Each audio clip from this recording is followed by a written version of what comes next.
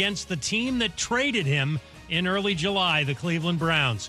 ESPN's Harry Douglas is still wondering why Mayfield didn't play against the Patriots Friday night. It made no sense to me for Matt Rule and that offense not to play, especially when you have certain pieces just now joining the offensive line and you want it to be revamped. And you've seen the New England Patriots playing their starters on defense. I just thought it was a good test. Harry Douglas, week 2 of the preseason wraps up tonight at the Meadowlands with the Jets hosting the Falcons at 8 Eastern on ESPN. Our Adam Schefter reports Giants rookie pass rusher Kayvon Thibodeaux will be out 3 to 4 weeks with a right knee sprain. The team is hoping he might play in the opener, which is now less than 3 weeks away, against the Titans. Alexander Zverev, the number 2 player in the world, drops out of the U.S. Open with a right ankle injury. The third-ranked American player, Riley Opelka, also withdraws from the Open. If you need last-minute hires in no time, you need Indeed. Their integrated hiring solution lets you schedule and conduct video interviews all in one place. Finding your next great hire has never been more streamlined. Get hiring at Indeed.com/credit. Matt Moscona. I'm very important. After further review. Say it one more time. After further review with Matt Moscona. And here we go. ESPN Baton Rouge, New Orleans, Alexandria. Live from the Mercedes-Benz of Baton Rouge studios. That's right.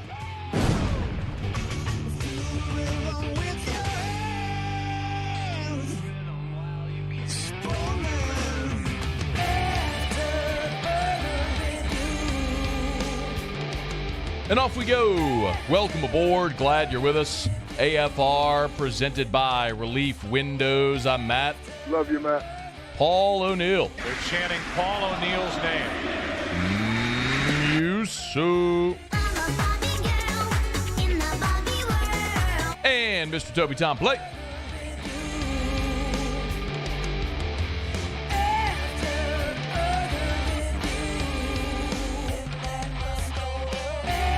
All right, we're here. Glad you are as well.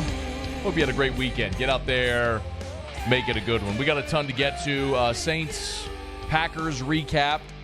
Saints are back on the practice field today. We'll hear from Dennis Allen, Mike Triplett in hour 3. Of course, a ton of LSU news and notes to get to as Tigers practiced on Saturday in Tiger Stadium. Brian Kelly met with the media afterwards. He did give sort of an update on the quarterback competition, and it certainly does seem as though they will publicly name a starter before LSU takes on Florida State a week from this coming Sunday. So we'll get to all that. Probably the biggest news to come out of Brian Kelly's media availability on Saturday after practice is the news regarding John Emery, or the questions regarding John Emery, which then led to a report from our friend Brady Miller over at The Athletic. So Brian Kelly was meeting with the media, and he was asked about the running back room as a whole, and that's where he gave a little insight into the goings-on with John Emery. You know, you guys know the situation with John Emery. I really can't get into the specifics of that because of the Buckley Amendment, but he's certainly a guy that's going to be part of what we do this year. Then Noah Cain, as I mentioned, was really impressed with him today. Amani is a guy that we're going to count on. You know, Williams has been probably as consistent as any back that we've had. And Nick Demas has done a really nice job. So, you know, Leonard Fournette is not in that backfield. I mean, so, you know, we don't have like that marquee guy, if you will, but all of them, you know, complement each other very well. And I think we'll be very effective at that position. And I think each one of them can contribute in a manner that will allow us to be successful at the position. I don't think that's in any way an insult saying Leonard Fournette is not in that backfield. I think that's a statement of fact. Leonard Fournette is the biggest freak show that's ever walked through the doors at LSU at that position. And Brian Kelly got to see him, you might remember, in 2014 when Fournette was a freshman and LSU played Notre Dame in that Music City Bowl. But the comment about Emery prompted a follow-up, and I believe it was Wilson Alexander from The Advocate who asked it a bit later in the press conference. With John Emery specifically, I know you said you can't get into the specifics of that, but is he looking at having to miss game time again because of the same issue? Well, there's obviously, things that I can't talk about relatively. He is in good standing in football. So everything that he's done a great job with us in football. So he's on track to still be available for the Florida State game? Everything that he's done for us has been outstanding in football. Anything else that arises would not be, anything that I can comment on because of privacy rights. So that was on Saturday. Brian Kelly was a bit evasive about John Emery and his availability for the opener against Florida State. And then Brody Miller on Sunday reported that John Emery is set to miss 2 games due to academic suspension. This was in The Athletic, and effectively it is a continuation, as I understand it, from his punishment from a year ago, which caused him to miss, of course, the entire season. Brody did a really good job with the report. A lot of this is stuff that we talked about a year ago, and as it was explained to me after the UCLA game, John Emery sort of fell out of a good standing academically during the COVID year. He had COVID a couple of times. As a matter of fact, Brody even reported this, that Emery's stepfather, Webster Garrison, was hospitalized and on a ventilator with COVID. Emery's grandmother died due to COVID that year as well. And as it's stated in the NCAA academic waivers in the NCAA handbook, Division I and Division II student athletes have to make appropriate annual progress toward earning their degrees. That's credits, that's minimum GPA, all that stuff. If a player falls out of good standing, they can pursue a progress toward degree waiver to restore eligibility. The times when an eligibility waiver is often granted is, and I'm reading directly here, a common circumstance is a student athlete facing a serious medical issue or other personal hardship. So that's when, a year ago, the Emery family retained attorney Don Jackson. Don Jackson, of course, was the same attorney that helped Christian Fulton regain his eligibility. And I had a conversation last year with a staff member after the UCLA game when we learned that John Emery was suspended. And I asked this person off the record, how in the world was he still taking first-team reps all the way up until the Thursday before the UCLA game if his eligibility was in question? And the answer was, we never considered that the waiver would be denied. Because especially with COVID at the time, everybody's eligibility waivers were being granted.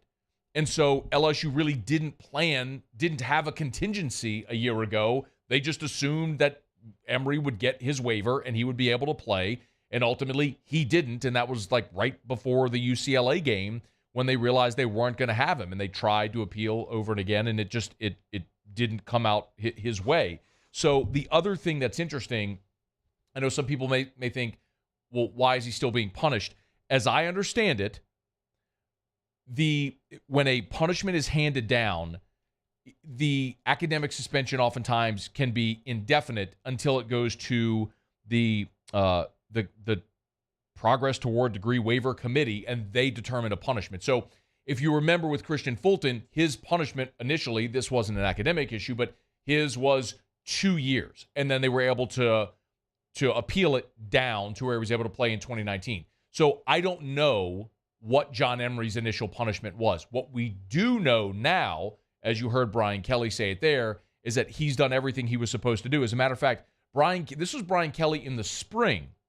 Back in the spring, remember, Kelly was hired in December, so he was here for the spring semester. This was Brian Kelly during the spring semester talking about John Emery. If they're out there on the practice field, here's what I'm going to tell you.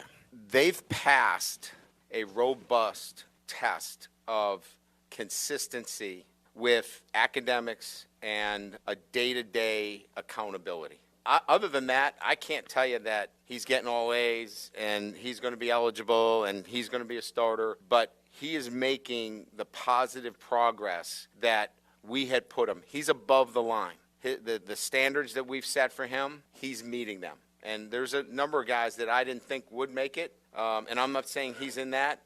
They have exceeded my expectations.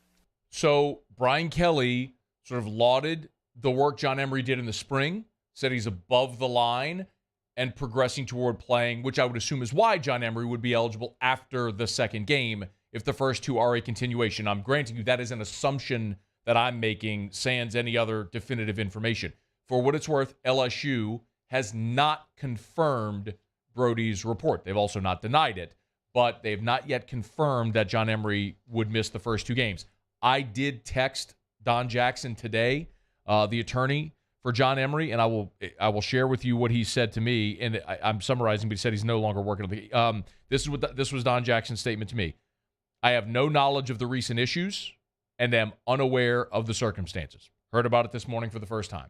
So Don Jackson apparently is no longer working on John Emery's case, and apparently he's going to serve out these 2 games unless if he's able to win an appeal. What is pretty obvious is that Noah Cain and Armani Goodwin are good options. Like we've talked about, we've seen very clearly Brian Kelly understanding this was a real possibility, as evidenced by the fact that when we've watched this team practice, Cain and Goodwin primarily are taking the first team reps, and Emery's running behind them.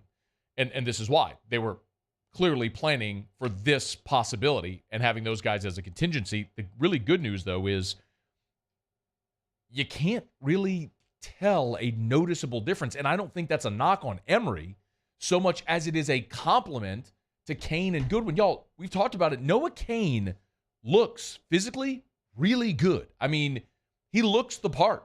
Can he stay healthy? I don't know. I mean, we're all sort of going to figure that out together as the season goes along. Armani Goodwin has very clearly put on good weight, and he is running like a powerful collegiate back.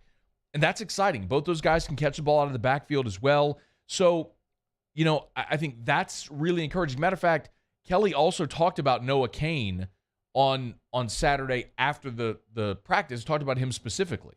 I was really pleased with Noah Cain today, running the ball with some physicality. And again, I think I alluded to this the last time we spoke, is that he hadn't played a lot of football, and it's kind of coming back to him. And he's a smart kid. He's 224 pounds. He's strong, and he ran with that physicality that we were looking for today. So that was a bright spot for us. There's no question that losing John Emery for whatever length of time you lose him, you lose an explosive playmaker, and it really hurts your depth. Because if you're rolling out against Florida State and you've got Noah Cain, Armani Goodwin, and Josh Williams, you got 2 scholarship players. And please, I understand that Josh Williams is on scholarship now, but he came to LSU as a walk-on is the point. You are thin. I mean, the other guy that Brian Kelly mentioned was Nick Demas. I mean, that's another walk-on that you're talking about right now that's in your rotation because you don't have a deep position group there. So, yeah, I mean, they're thin. You have a turned ankle, a tweaked knee, God forbid. Now all of a sudden you got walk-ons in your rotation. So am I comfortable with LSU going into the Florida State game with Noah Cain, Armani Goodwin, and then an athletic quarterback like Jaden Daniels running the football? Absolutely. Am I really holding my breath because the depth is not there? Without question. So, if the NCAA can fast-track John Emery's case, if he can win a waiver appeal before Florida State, that would be awesome. If it happens, whatever happens, we'll certainly talk about it. All right, it's After Further Review. Monday show is brought to you by Relief Windows. Quick break.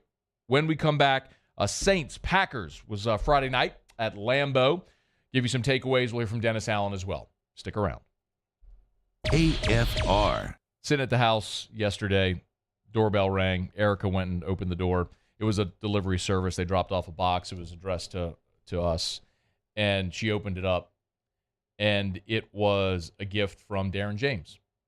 Darren had gone online and seen pictures that I had posted from Drew's first day of school, and he had them made into those framed pictures with the sticky part on the back that you could stick onto a wall or a door with a note just congratulating us and telling us how excited he is for Drew in his first day of school. And I share that story with you because that's who Darren is. So he's always been considerate, thoughtful, always thinking of other people. That genuine care for others is why so many people trust Darren. And it's why he always gets results.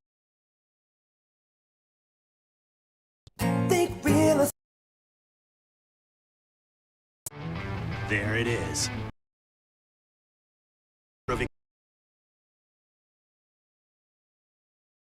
Like vans customized for work or play, with safety and tech to keep you connected.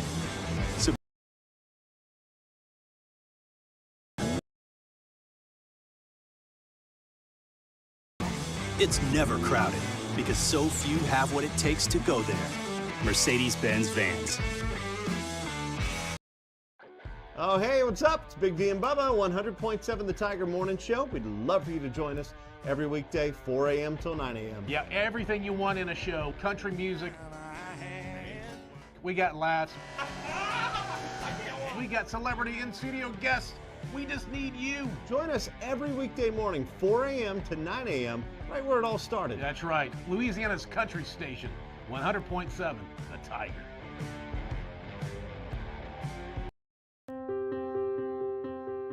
This isn't just another day. It's so much more. Kelly's life was put on hold when her auctioneer primary care doctor discovered a rare blood disorder. Her doctor connected her to an auctioneer care team of cancer, heart, and kidney specialists. With multiple primary care locations around Baton Rouge, same-day appointments, and online scheduling, we're relentless about keeping you healthy. Auctioneer Baton Rouge, innovating healthcare for Kelly. Eli's always been into grilling. It took us a while to see it, but the signs were there. What are you doing, Eli? I knew grilling was my thing. I have been talking about it throughout my career. Happy with the results? I am. Got the new grill from barbecueguys.com. It performed great.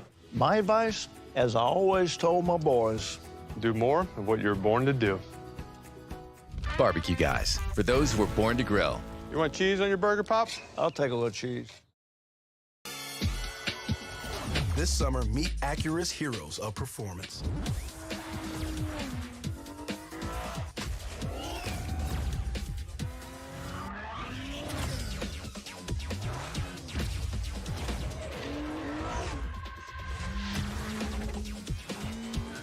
Only available at the Acura Summer of Performance. This summer, visit your local Acura dealer for attractive offers on the MDX.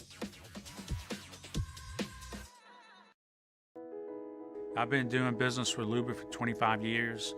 They're dependable, trustworthy. It's just the attention to detail with our clients. Our folks have years and years of experience. They're highly trained professionals, but many companies have that asset. What I'd like to think makes Luba a bit different is that we use those talents in a way that truly is dedicated to serving the needs of the folks who depend on us.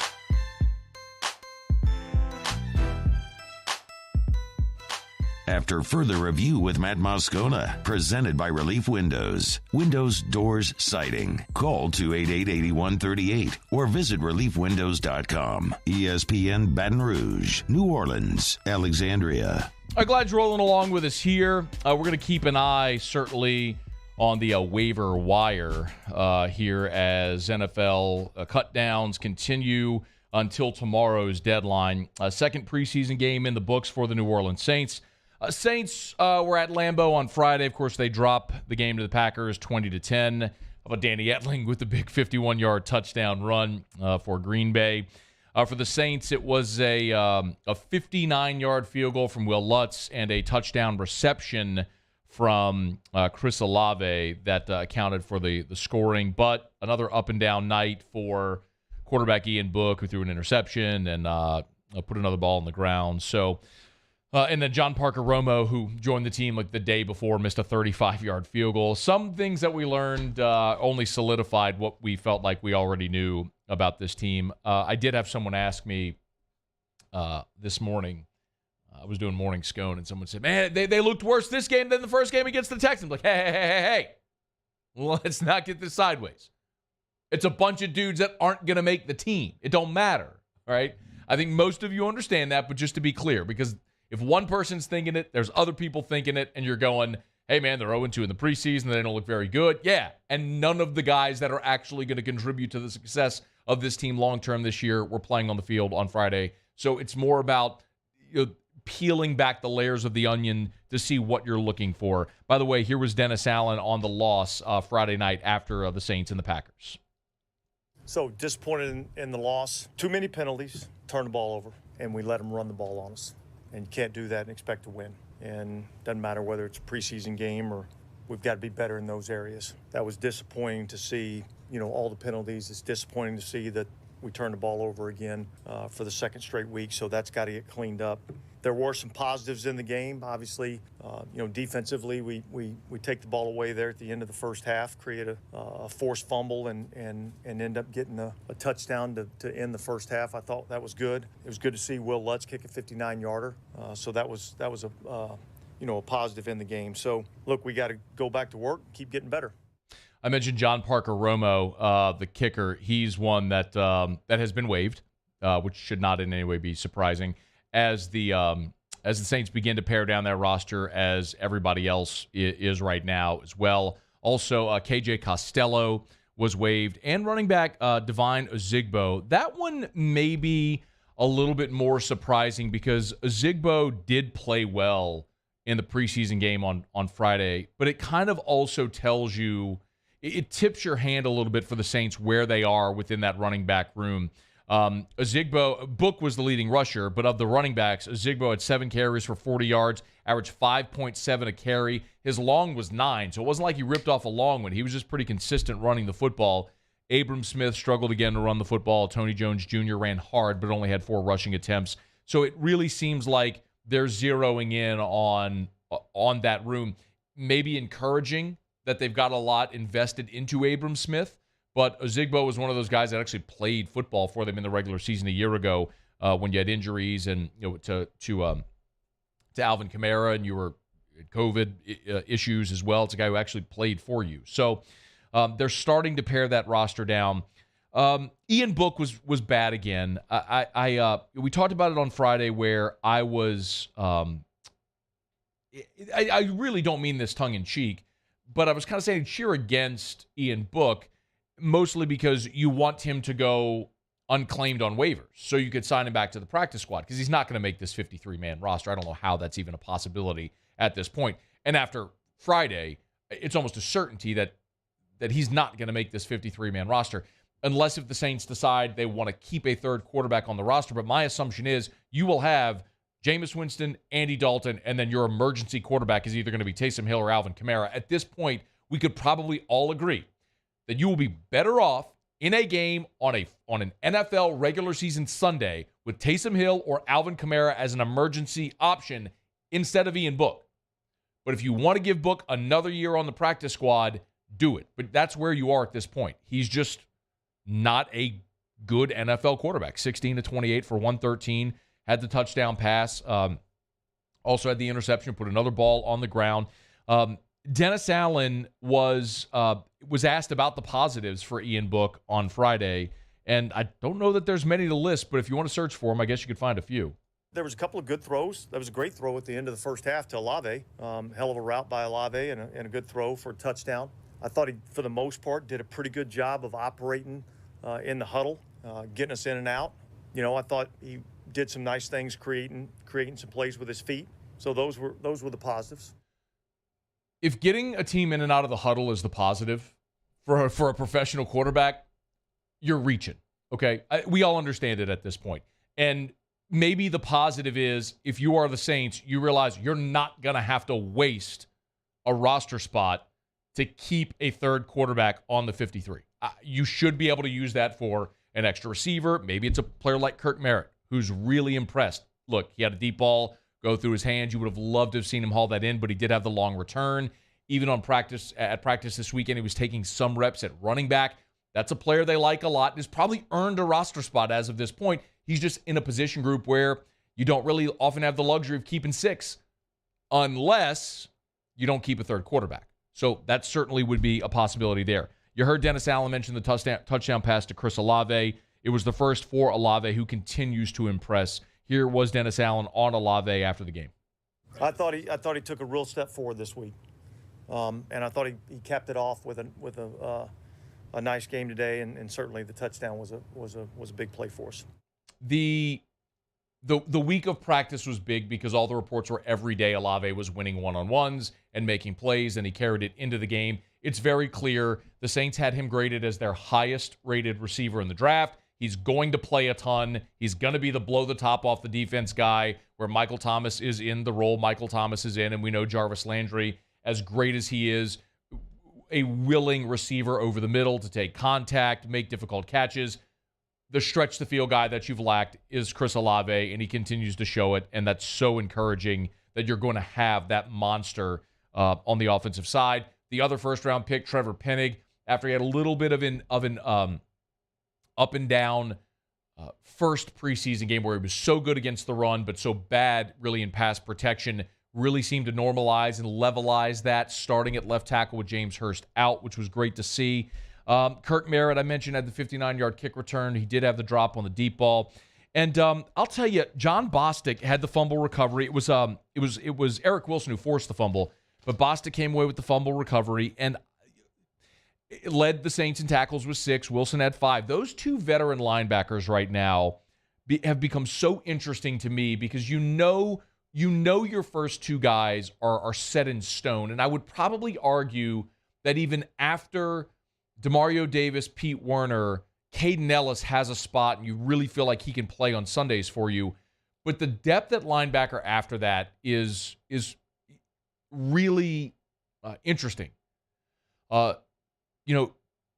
There were reports at practice on Sunday that Nafai Sewell was taking reps with the ones. And you could tell this coaching staff is pressing now to find any separation among that linebacker group. And I thought in the game on Friday, you saw Bostic and Wilson really show why they're guys who have played in the NFL for a long time. I mean, John Bostic's a guy who's played in the NFL for 8 years, and he's played in 100 games in his career. And he just looked like a guy who's remember he's a former Florida Gator, but he's a guy that looks like a Sunday player playing in the preseason. He stood out. I mean, it's why those guys stand out in the preseason when they do.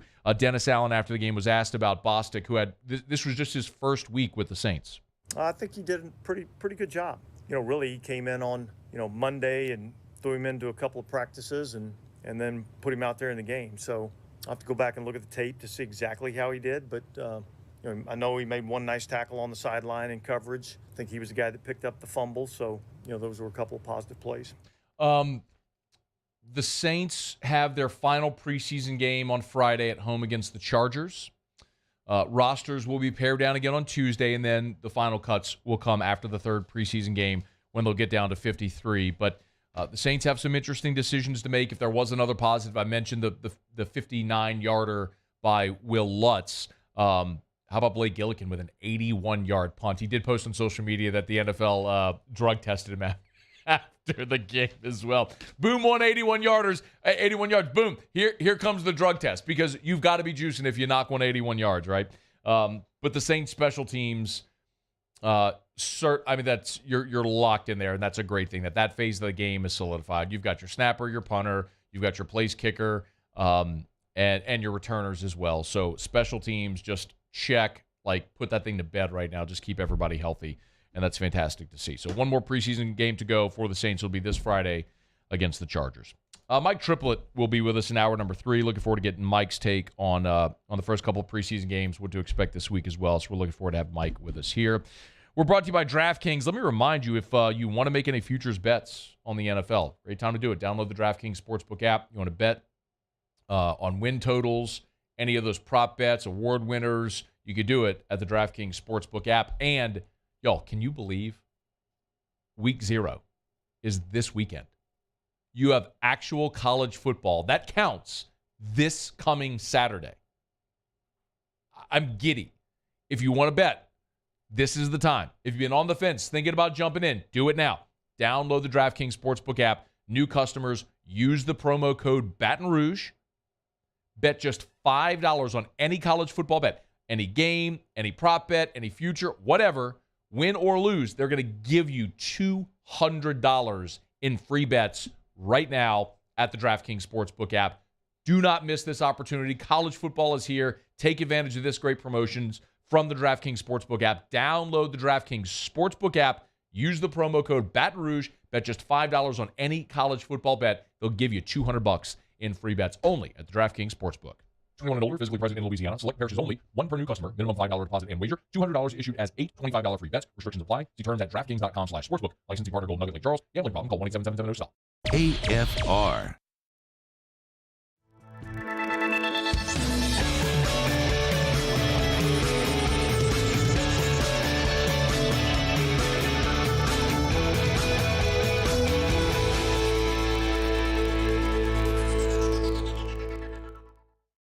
Follow us on Twitter at 1045ESPN to cast your vote in the Citizens Bank and Trust poll of the day. Vote daily inside Off the Bench, Hunt and Hill, The Early Line. And after further review, Citizens Bank and Trust brings you the poll of the day via Twitter at 1045ESPN.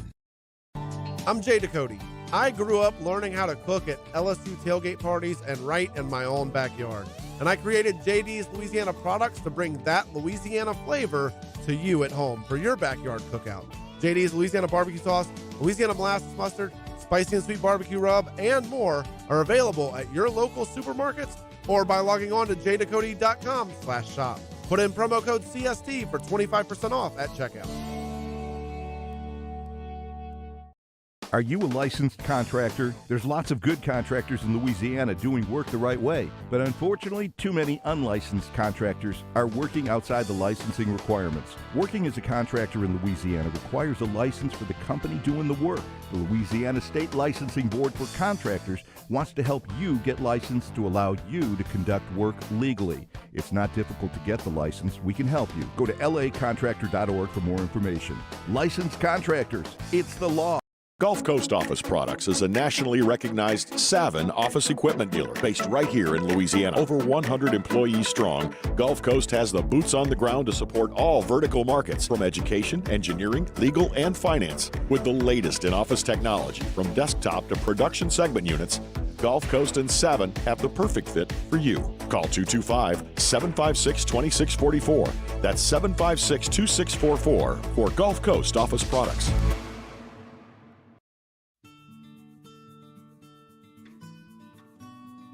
This is a house call. This is a follow-up appointment. This is a diabetes checkup. This isn't just more convenient care, it's more advanced care. This is innovating healthcare at Louisiana's #1 hospital, Auctioner. I've been doing business with Luba for 25 years. They're dependable, trustworthy. It's just the attention to detail with our clients. Our folks have years and years of experience. They're highly trained professionals. But many companies have that asset. What I'd like to think makes Luba a bit different is that we use those talents in a way that truly is dedicated to serving the needs of the folks who depend on us. ServiceMaster Elite create clean, disinfected work environments. As a local business, we take pride in serving the New Orleans and Baton Rouge areas. Our cleaning protocols follow CDC and OSHA standards for healthcare settings, offices, senior living, restaurants, and industrial plants. Contact ServiceMaster Elite to get your operation ready for reopening with germ disinfection cleaning. ServiceMaster Elite, the trusted choice in professional cleaning since 1996. It's no secret, the best oysters in Baton Rouge are at Jolie Pearl Oyster Bar. Enjoy mouth-watering South Louisiana flavor and oysters from all over the country.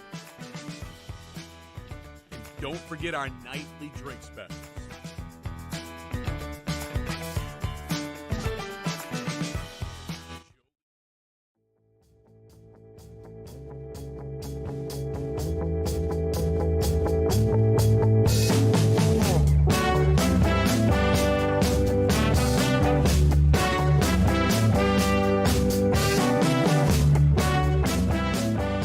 Further review with Matt Moscona, presented by Relief Windows. Windows, doors, siding. Call 288-8138 or visit reliefwindows.com. ESPN Baton Rouge, New Orleans, Alexandria. Man, we got to get my guy Brian Kelly a roster, bro. I mean, Muse, can you maybe slide the guy a roster before he goes into his next press conference? I mean, can you just show up and just hand him one? Do my best. Yeah. So Saturday, I clipped the Brian Kelly from the press conference on Saturday. And, I mean, I have this app where if you're posting vertical video, it will post the captions for you. It'll write the captions out. And I didn't even notice it, but on the video that I posted on TikTok and Instagram, Reels and everything, it's spelled out, instead of Jaden, Daniel, spelled Jalen. Brian Kelly talking. I didn't even notice it. Then some of y'all replied to me on Messenger. And so I was one-track mind going, I wasn't even thinking, but yeah, I mean, Brian Kelly, when he was talking about the quarterbacks on Saturday, called his quarterback the wrong name. Yeah, Jalen does some really good things. It's not Jalen, obviously. It's Jaden. If I keep doing this music, am I going to make this coach hate me too? I mean, is he going to hate me too? I hope not. I think, I'll say this. Hand it to the roster. Well, Jaden, not Jalen. Yeah. What were you going to say? I'll say that. I was just going to say, I mean, BK seems like he can laugh at himself a little bit, but you might end up walking a fine line. Well, look, he did it. I mean, we talked about last week whenever he was talking about Colby Richardson. Remember last week he called him, Cody Dickerson coming in. Called him Cody Dickerson. And this is a guy who might be a starter at cornerback, and he did it again on Saturday. Kobe Dickerson obviously changed that. He called him Kobe Dickerson. He didn't even call him the same name. He called him a different wrong name. Like, bro, just get on the roster, man. Like, coach, just take your time. Take a break. I think they took the tape off their helmets too quick? I understand this. I do understand this. There's a lot of guys that aren't there in spring. Like, Colby Richardson was not there in spring. So he's new. Like a lot of the walk-ons and the freshmen, he's new. So you got a coach they're 2 weeks into practice. And he's not with them during the summer. Jake Flint has him during the summer. So I get it. There's think about a teacher the first week of school trying to learn, if you have 7 classes of 30 kids, you got to learn all these kids' names. It ain't going to happen in a week or 2 weeks. It's going to take a little time, but you're going to get it. So I get he's got 110 football players out there. A lot of guys. But until you do, dog, just take the roster with you. Make sure you got it. And spare the paper. You spare the paper over there at Football Ops. Now, the quarterback is one that you probably need to get. You got to get the quarterback. Yeah, Jalen does some really good things. Got to get that quarterback. All right. That's after further review. Brought to you by Shoots Electric. Boy, that was a hella storm earlier today. One yesterday as well. You know that feeling, right? When the lights flicker, you go, oh no. Because then man, you're stuck with no power. It's a terrible feeling. I never have to worry about that ever again. We called Shoots Electric. They came by, installed a home standby generator, Generac at our home. Erica finally had enough after Ida, where we were without power for about a week. And we'll never have to go through it again. When the power goes out, our home standby generator powers on, powers the whole house as if nothing had ever happened. Y'all, the thing that stood out most to me, 2 things. Number 1, I couldn't believe how affordable a home standby generator was. As technology's gotten better, costs have come down, almost like flat screen TVs. And financing is available. So they will make it work for you financially.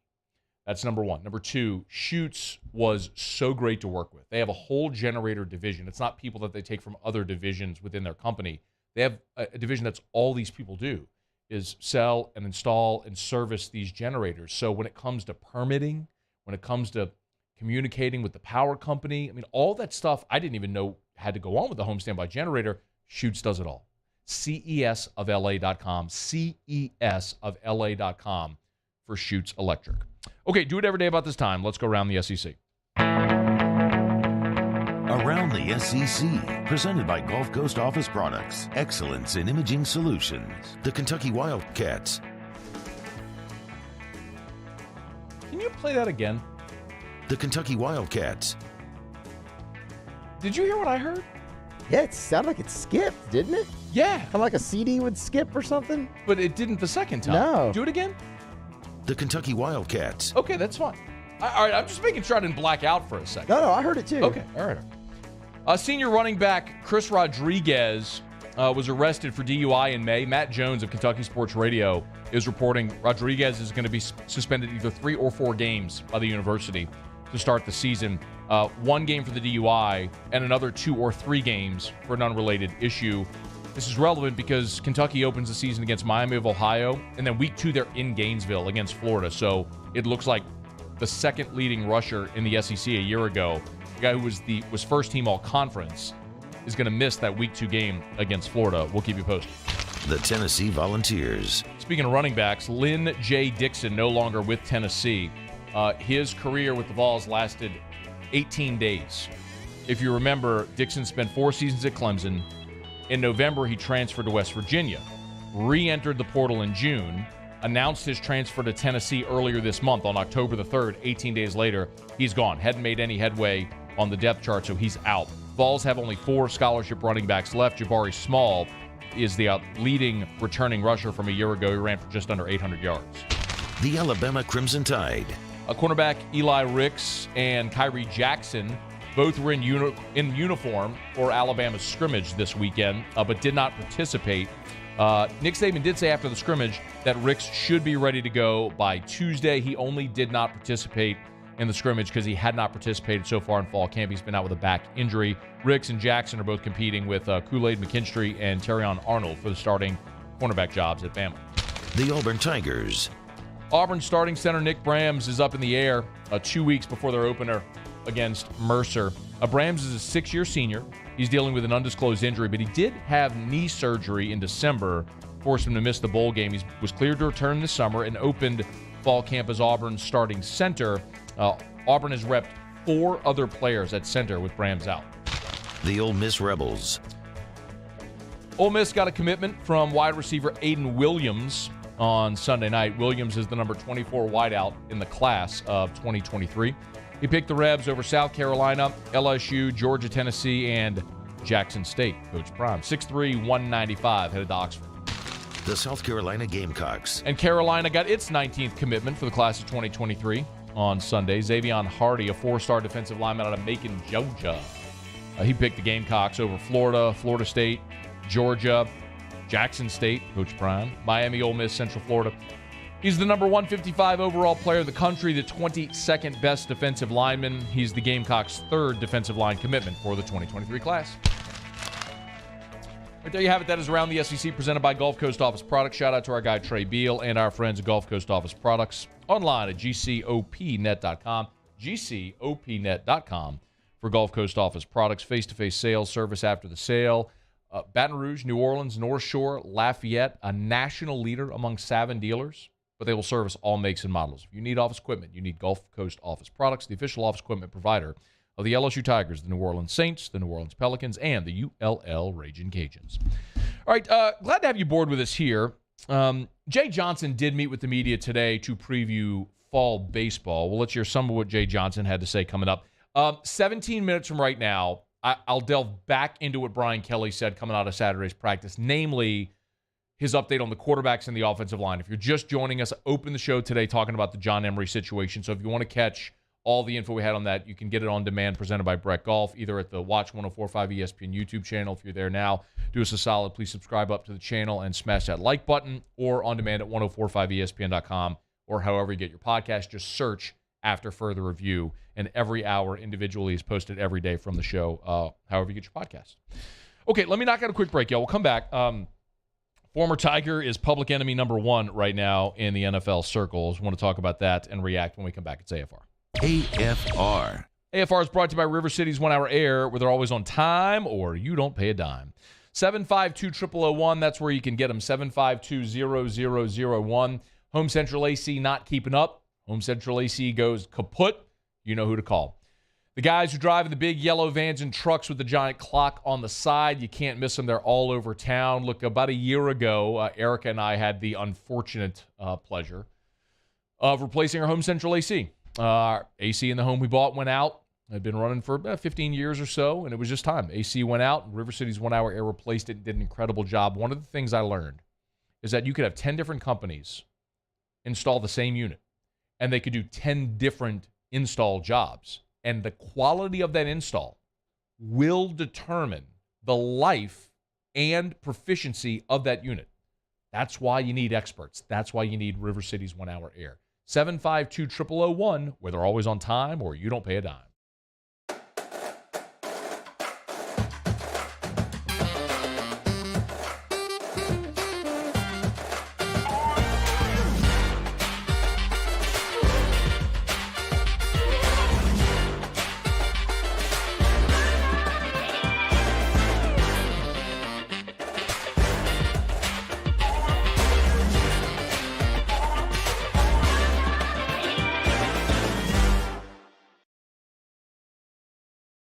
Oh, hey, what's up? It's Big D and Bubba, 100.7 The Tiger Morning Show. We'd love for you to join us every weekday, 4 a.m. till 9 a.m. Yeah, everything you want in a show. Country music. We got laughs. We got celebrity in-studio guests. We just need you. Join us every weekday morning, 4 a.m. to 9 a.m., right where it all started. That's right. Louisiana's country station, 100.7 The Tiger. Gulf Coast Bank and Trust is giving our customers the power to bank anywhere, anytime during this challenging event. And we're right there with you. Our mobile banking app is a smart way to manage your money and time. Gulf Coast Bank and Trust, the bank that cares about you. Bayou Ford has $14,000 off MSRP on a new 2021 Ford F-150. All new Bayou vehicles come with a 1 million mile powertrain warranty and free delivery. If you need sales or service, the crew at Bayou is going to do right by you. This isn't just another day. It's so much more. Kelly's life was put on hold when her auctioneer primary care doctor discovered a rare blood disorder. Her doctor connected her to an auctioneer care team of cancer, heart, and kidney specialists. With multiple primary care locations around Baton Rouge, same-day appointments, and online scheduling, we're relentless about keeping you healthy. Auctioneer Baton Rouge, innovating healthcare for Kelly. Eli's always been into grilling. It took us a while to see it, but the signs were there. What are you doing, Eli? I knew grilling was my thing. I have been talking about it throughout my career. Happy with the results? I am. Got the new grill from barbecueguys.com. It performed great. My advice, as I always told my boys, do more of what you were born to do. Barbecue Guys, for those who were born to grill. You want cheese on your burger, Pops? I'll take a little cheese. This summer, meet Acura's heroes of performance.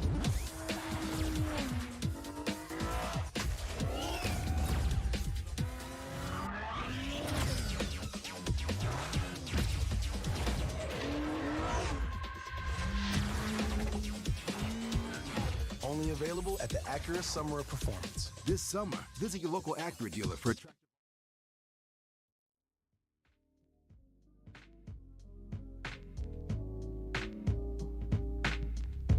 AFR. After further review with Matt Moscona, presented by Relief Windows. Windows, doors, siding. Call 288-8138 or visit reliefwindows.com. ESPN Baton Rouge, New Orleans, Alexandria. Muse, you still got 32 minutes. What's going on, man? I went to go move the mouse and I just grabbed it a little too hard. Mm-hmm. It just, it happens sometimes. What happens? You're putting too much pressure on the mouse there.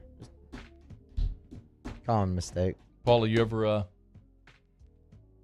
put too much pressure on the mouse? Not really, no. Well, we wouldn't know if Paul did anyway because it's not on an audio board there. I think our friend might have got a little bit of an early start today, Paulie. You think so? I do think so. I think so too. Got a text. We were talking about John Emery earlier this hour. Jacob Veed said, Matt, are we going to get a rant on how the NCAA hosed Emery? No, and this is why I am no great defender of the NCAA. Please do not misunderstand. But I also, if I'm ever going to do like a red-faced rant when I actually legitimately get angry about something and yell a lot, it's because I genuinely believe and am passionately arguing whatever side it is that I'm arguing. I don't know all of the particulars about John Emery's case, and I've asked former staff members, I've asked people that know John Emery well. I don't have a direct line to John, but I know what the defense was. I know what LSU was arguing. They were arguing that John Emery had a lot of personal hardships during the COVID year, as have been reported, and because so many COVID waivers were being granted, LSU never considered Emery's waiver would be denied. But I really I don't know. I mean, I know what they argued, but I don't know the particulars of it. I don't know what classes or how many classes. I just and until and unless I knew all of that, it would be really difficult for me to say. But what I will say is that I am, and generally always will be, very much pro student athlete. I think student athletes in major college sports, especially the two revenue generators, largely get used. Look at the revenue generated by the TV deals we talk about. So in many cases, I'm going to be pro student athlete. So yes, I mean, in this instance, I think that John Emery, having sat an entire year already, is certainly significant enough of a penalty. But what I don't know yet is what was the initial punishment. Like, did they say you've got to miss a season plus 10%? Did they say 12 games? Like, what specifically did they say? Or was it 15 games and you count the 12, the bowl game, and then these two would make 15? I don't know. That's what I would want to know before I just completely teed off. But if you're asking me, I think, yes, it's excessive, especially if he's already in good academic standing. Making that guy miss any more time, I absolutely do think is excessive. Yes. All right, it's after further review. By the way, speaking of excessive, have y'all seen, I'm sure you have, how could you avoid it, the reaction to the Thad Moss, Kayvon Thibodeaux video? If you haven't seen it yet, and I'm guessing by now most of you have, the Giants and the Bengals were playing a preseason game over the weekend, and Thaddeus Moss was playing tight end on the left side. He comes across the line of scrimmage, and he cut blocks Kayvon Thibodeaux. Kayvon Thibodeaux, of course, is the rookie first-round draft pick out of Oregon, the defensive end. And he hurt Kayvon Thibodeaux, went low on him. Thankfully, it's just a sprained MCL. Thibodeaux is going to miss, it sounds like, 3 weeks. It looked gruesome. For some context, when I first saw it, I first of all didn't know. I was just watching on my phone with no audio. So I didn't know it was Thad Moss, and I didn't even know it was Kayvon Thibodeaux. My eyes were just trained, like I think most of us when we see something like that, just to look right at a guy's knee, because you know really what's coming. So I looked at it and went, ooh. And that was my first reaction. I was like, that sucks. Only later did I realize that it was Thad Moss, and that's Kayvon Thibodeaux, the first-round pick from Oregon, who, of course, had a knee injury himself during his time in college. First of all, I would highly recommend, if you've seen the play and you're off-put in any way, I'm not the X's and O's guy, and I certainly never played football at a high enough level to speak to where anyone should look at me with any degree of credibility on the particulars. Today, on OTB this morning, I was listening to Hester and T-Bob, and I was driving Drew. I was dropping him off at school, so this had to be around 8:30. I thought those two guys did a really, really good job explaining the play. And Hester, there's 100% right. So this is not a purple and gold sunglasses thing. It's cut block. Cut blocks are legal. Like, you don't have to, all you have to do is understand the rule. Like, a cut block is legal within 5 yards of the line of scrimmage. So what Thad Moss did was completely legal. Now, if you want to have a conversation of should it be outlawed, okay. Like, I'm completely open to that conversation. Quite honestly, I think it should be. Now, look, I never played at a high level, but at the level I played as an offensive lineman, we were taught to cut block. I mean, you get a big guy, you get him off the feet. That's how you do it. You go low on them and you get them off their feet. So with the NFL and with football in general trying to legislate injuries out of the game, they've taken away headshots. You can't hit a quarterback at the knees. You can't hit receivers at the knees. You've shrunk in the target zone. And I get why you're doing it. You can't completely legislate contact and violence out of football, but if there are ways to clean up the game to limit or avoid certain injuries, I'm for it. And this could be one of those ways, and this could be the impetus to do it. But I would push back on the people calling Thad Moss dirty, because if you look at any game film, like if you just train your eyes to look at the line of scrimmage, you will see cut blocks on every single play. Is it unfortunate? Yes. Is it dirty? No. Just what it is, just football. All right, hour number 2 is coming up next. Bayou Chrysler Dodge Jeep Ram has $12,000 off MSRP on all new 2022 Ram Black Widow trucks in stock. All new Bayou vehicles come with a 1 million mile powertrain warranty and free delivery. If you need sales or service, the crew at Bayou is going to do right by you. I've been doing business with Luba for 25 years. They're dependable, trustworthy. It's just the attention to detail with our clients. Our folks have years and years of experience. They're highly trained professionals, but many companies have that asset. What I'd like to think makes Luba a bit different is that we use those talents in a way that truly is dedicated to serving the needs of the folks who depend on us. Are you a licensed contractor? There's lots of good contractors in Louisiana doing work the right way, but unfortunately, too many unlicensed contractors are working outside the licensing requirements. Working as a contractor in Louisiana requires a license for the company doing the work. The Louisiana State Licensing Board for Contractors wants to help you get licensed to allow you to conduct work legally. It's not difficult to get the license. We can help you. Go to lacontractor.org for more information. Licensed contractors, it's the law.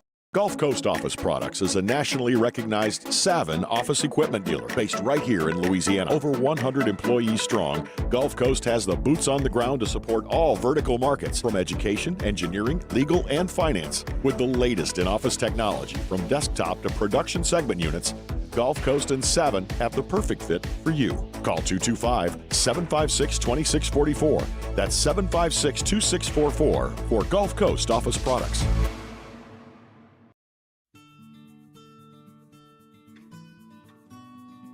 This is a house call. This is a follow-up appointment. This is a diabetes checkup.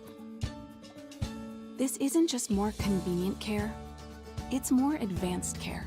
This is innovating healthcare at Louisiana's #1 hospital, Ochsner.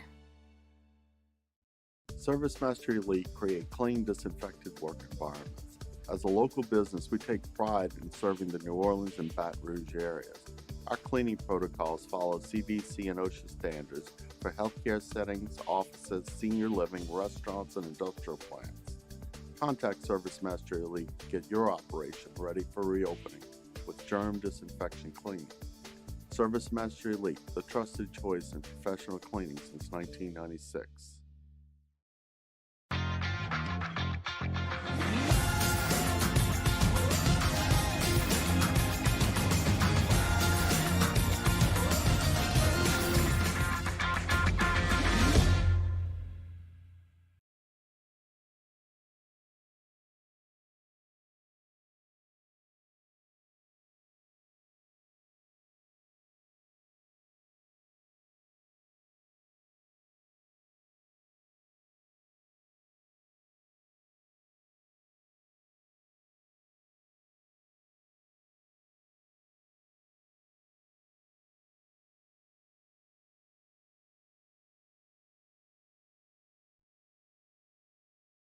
All right, SportsCenter's coming right up. Let me remind you about the aesthetic medicine and anti-aging clinics of Louisiana. Bluebonnet in Baton Rouge, Ambassador Caffrey in Lafayette, and online at theantiagingclinics.com. That's theantiagingclinics.com.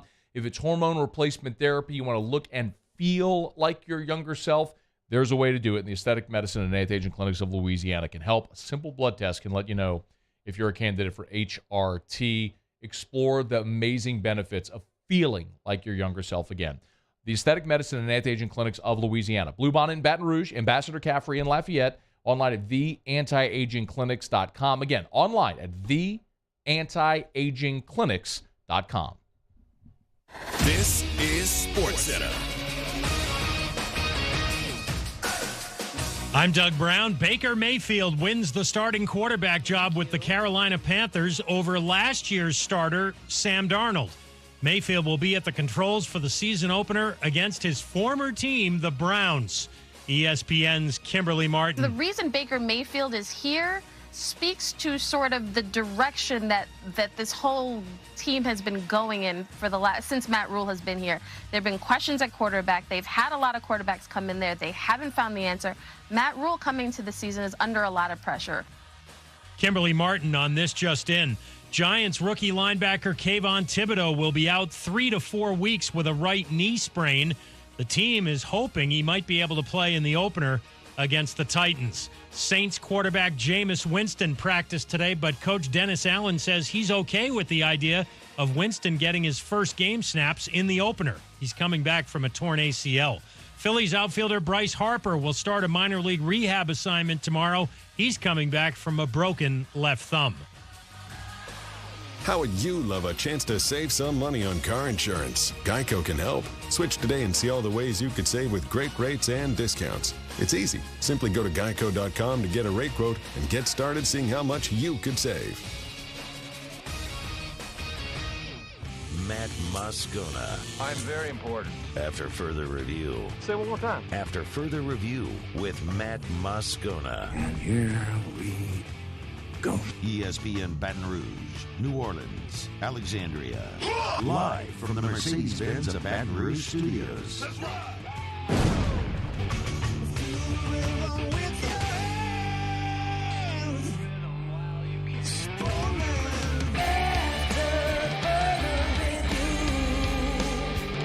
Hour 2, off we go. Welcome aboard. Glad you're with us, AFR, presented by Relief Windows. I'm Matt. I am sweating. Paul O'Neill. They're chanting Paul O'Neill's name. Musu.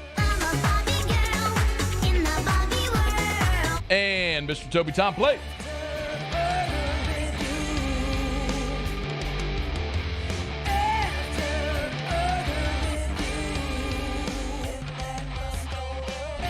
All right, we're here. Glad you are as well. Get out there. Make it a good one. Mike Triplett next hour. We will talk NFC South quarterbacks in about 15 minutes. Baker Mayfield is the guy in Carolina. Tom Brady returned to Tampa. And Jameis Winston may not play again until the season opener against Atlanta. We'll let you hear from Dennis Allen. That's all coming up in about 15 minutes from right now. Speaking of quarterbacks, LSU did hold an open practice, open to the media, I should say, Saturday in Tiger Stadium. Let me rephrase. About 30 minutes of the practice was open to the media in Tiger Stadium on Saturday, after which Brian Kelly met with reporters, discussed the practice, the scrimmage situations that took place on Saturday, and notably came out of it talking about his quarterbacks. One of the big questions that I've wondered and pondered and waited for an answer to is whether or not Brian Kelly was going to publicly announce a quarterback. Sometimes when you have quarterback battles, coaches just don't feel like there's a competitive advantage, or maybe it's more of a competitive disadvantage to publicly name a starter. Just let everybody find out when the first offense runs out for the first series of the first game. As we've talked about several times, precedent under Brian Kelly is that he names a starter. This happened a year ago when Jack Cohn was a transfer quarterback who went to Notre Dame from Wisconsin. Middle of August, Brian Kelly named Jack Cohn the starter. So it would lead you to believe that he's going to name a starter at some point, and he essentially confirmed that and pared down the quarterback race after Saturday. It's pretty clear that it's Nussmeier and it's Daniels, and they just have more experience, than Walker Howard. Walker's done a great job, but I think, his situation now would be an emergency situation, and, can we redshirt him? Right? That's kind of where we're at right now. So it's a two-man race, and it's extremely competitive. Jalen does some really good things. Obviously his ability to get the ball out of his hands quickly. It's not just, a guy that runs. He threw the ball at a 65% completion ratio last year, pushed the ball down the field very well today. Nuss made some really good plays as well. Unblocked edge player coming at him, gets the ball out of his hands. So this is going to be, look, I wouldn't be surprised if they both get the opportunity to play it sometime this year, but we're going to have to name a starter, and that's going to happen here pretty quickly. We're going to have to name a starter, and that's going to happen here pretty quickly. So my feeling on this has been, when you get to the halfway point of camp, really when you break camp and begin practice for Florida State, is when you've got to have your guy named. And I think that's going to be after Tuesday. Tomorrow, Tuesday, the LSU scrimmage is going to happen in Tiger Stadium. 4:25 in the afternoon, the media can watch the entire practice. The media is going to see the entire practice. They're going to watch the entire scrimmage, and then Brian Kelly's going to meet with the reporters afterwards, and you're not going to really be able to hide what you're doing if you're going to allow the media to see the whole thing. So my assumption is maybe even as early as Tuesday evening after that practice, which is open to the media, we may learn who the starter is going to be for LSU. And there's a lot of reason to believe that it's going to be Jaden Daniels, most notably because of his experience, which Brian Kelly kind of detailed on Saturday, maybe tipping his hand, is that's the thing that kind of matters the most right now. I would say probably management of the offense in terms of getting people lined up, getting the offense running smoothly, efficiently. And I think the guys feel a sense of calm when he's out there because he's done it before. He's getting guys lined up. There's a authority. I mean, the way he talks to the guys out there, we call it clap, which is clear, loud, as in order, and then there's a pause, the acronym clap. It's a military term. When they're asked for their leaders to talk, they use the acronym clap, and he's clear, he's loud, he talks like it's in order, and then there's always a pause so you can hear it. And I think that helps a lot because people know he's played, and when he's out there, guys really tune into him, and I think that that's a comfort level. If LSU were opening the season against Southern, I think there's a really good chance they may give Garrett Nussmeier the first opportunity as the guy who's been here. They'd both play, but they give maybe Garrett the first opportunity. Because you're opening against Florida State, and I've felt this all along, like for as long as we've had this conversation, this has been my feeling, that you're going to go with the guy that started 30 career games, who does the things athletically that you want your quarterback to do. Both are going to play, and I don't know if Jaden Daniels is going to play well enough to keep the job all year and be the guy, but my assumption is and has always been that he'll get the first snap against Florida State, but they'll both play.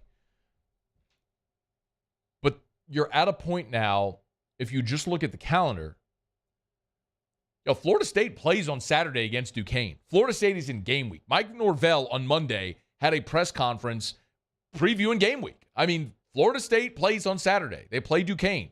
They get a dress rehearsal. A game they have absolutely no shot of losing, but they get a dress rehearsal against Duquesne on Saturday. And LSU's got to start getting ready for Florida State, which is why Brian Kelly is going to very quickly here name a starting quarterback for that game, because the benefit for LSU at this point is that every single rep has to go to the ones. You heard Brian Kelly there talk about cadence. All of that matters. You have a new center, you have a new battery, center quarterback. Like, every rep they can get learning the cadence with each other matters. The offensive line, listening to the quarterback's cadence, matters. The timing for the receivers and the quarterback matters. The timing for the running backs and the quarterback on handoffs and tosses matters. All of that, like every single rep at this point, which is why if your sole focus has got to be Florida State now, you're turning into game mode, you can't keep divvying up reps among the two guys. You got to make your decision. And it sounds like that's where Brian Kelly is. The other, maybe, if there's a 1A, 1B, of course, quarterback, if that's 1A, then 1B is going to be the offensive line. And when we met with Brian Kelly midweek, he did say that they were going to try a different look on the offensive line with Cam Wire at right tackle, kicking Bradford into guard. And they did, in fact. He also mentioned that Charles Turner and Marcus Dummerville were going to get first-team reps, although they ran with the twos on Saturday. But here was Brian Kelly after Saturday's practice on experimenting with the offensive line.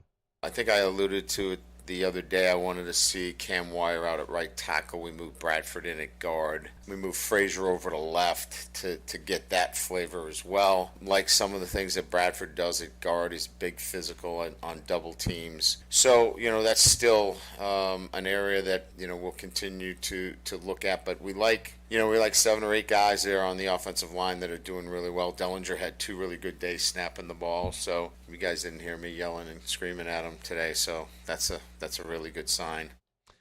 That is a fantastic sign, which I think maybe was the biggest offensive takeaway that we talked about after the scrimmage we got to see on Wednesday last week was the struggles with the shotgun snap. But it's also why you can't take a snapshot of one day and exacerbate it over an entire camp. As much as we might see one guy play well one day, look, Dellinger struggled with the snap the day we got to see. But then Brian Kelly told you he had 2 great days snapping after that.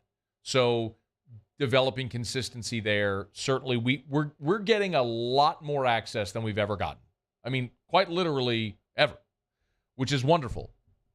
We also don't see everything, so sometimes we have to rely on Brian Kelly to say, look, Dellinger had a couple of really good days snapping the football, which is fantastic to see coming out of what we saw last Wednesday.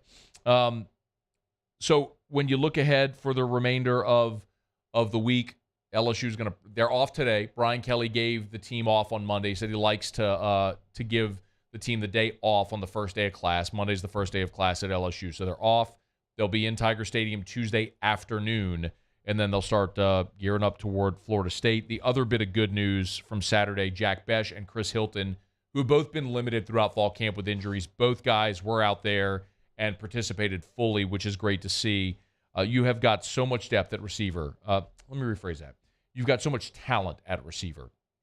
You maybe don't have tons of numbers, but your first 6 or 7 guys are all really exceptionally good. Nick Storrs and the tight end and Landon Ibieta, the freshman receiver, were not there. Ibieta's not been there for several weeks now, certainly at least during our media viewing period. So what I was told, he's dealing with a medical issue. I don't think it's tremendously serious. Not anything that would cost him the season or anything like that, but just dealing with an injury, and they'll expect to see him back pretty soon. All right, it's after further review. Quick break. We'll come back.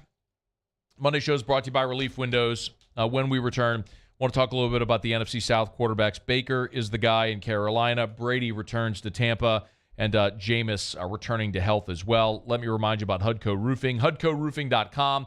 Do business with someone you know. Hudco Roofing, HudcoRoofing.com. I'll tell you, days like today, just this afternoon, I'm sitting in my office doing some show prep, and the heavens opened in downtown Baton Rouge. Lightning everywhere, hard, heavy rain. So many times when we have weather like that, it's when roofing issues reveal themselves. This is about the time when our phones ring, and they say, I got water spots on my ceiling, or I got water leaking into my garage. That's typically how you find out if you have a roofing issue. But there's another way. It's to call us at Hudco. Let us come do a free, no-obligation roofing inspection. It's a much better option to let us come find a roof issue and repair it or replace your roof before you end up having a negative situation, which is water in your house. Commercial or residential, Hudco Roofing, HudcoRoofing.com. From the smallest repair to the largest commercial job, we can help. Do business with someone you know. A Louisiana company run by Louisiana people using Louisiana products. It's Hudco Roofing, HudcoRoofing.com. Do business with someone you know. Hudco Roofing and HudcoRoofing.com. All right, we'll talk NFC South quarterbacks next. AFR. There it is, the extra mile, on the border of expected and extraordinary, for those willing to go further, like vans customized for work or play, with safety and tech to keep you connected, supported by a 5-star sales, service, and finance team, and backed by the 1-star you know. So go the extra mile. It's never crowded, because so few have what it takes to go there. Mercedes-Benz Vans. Follow us on Twitter at 1045ESPN to cast your vote in the Citizens Bank and Trust Poll of the Day. Vote daily inside, off the bench, Hunt and Hill, the early line. And after further review, Citizens Bank and Trust brings you the Poll of the Day via Twitter at 1045ESPN.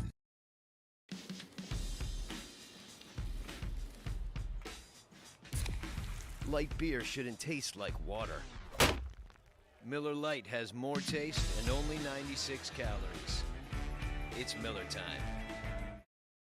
Bayou Ford has $14,000 off MSRP on a new 2021 Ford F-150. All new Bayou vehicles come with a 1 million mile powertrain warranty and free delivery. If you need sales or service, the crew at Bayou is going to do right by you.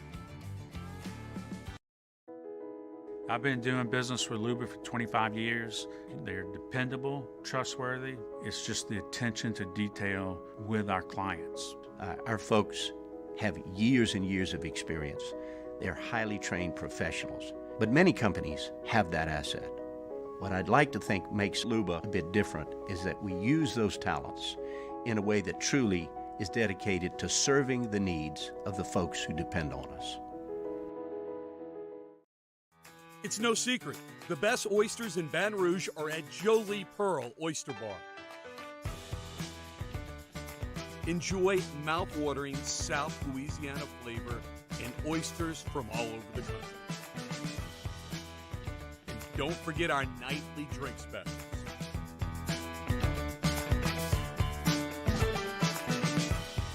Jolie Pearl Oyster Bar, located in downtown Baton Rouge.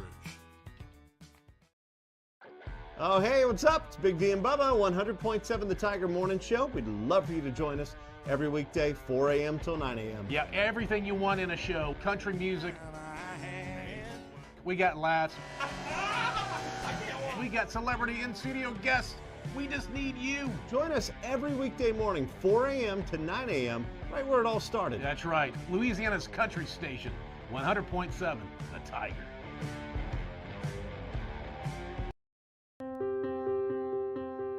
This isn't just another day. It's so much more. Kelly's life was put on hold when her auctioneer primary care doctor discovered a rare blood disorder. Her doctor connected her to an auctioneer care team of cancer, heart, and kidney specialists. With multiple primary care locations around Baton Rouge, same-day appointments, and online scheduling, we're relentless about keeping you healthy. Auctioneer Baton Rouge, innovating healthcare for Kelly. Eli's always been into grilling. It took us a while to see it, but the signs were there. What are you doing, Eli? I knew grilling was my thing. I have been talking about it throughout my career. Happy with the results? I am. Got the new grill from barbecueguys.com. It performed great. My advice, as I always told my boys, do more of what you're born to do. Barbecue Guys, for those who were born to grill. You want cheese on your burger, Pops? I'll take a little cheese. Le posso offrire un caffè? Andiamo insieme da me, non c'è.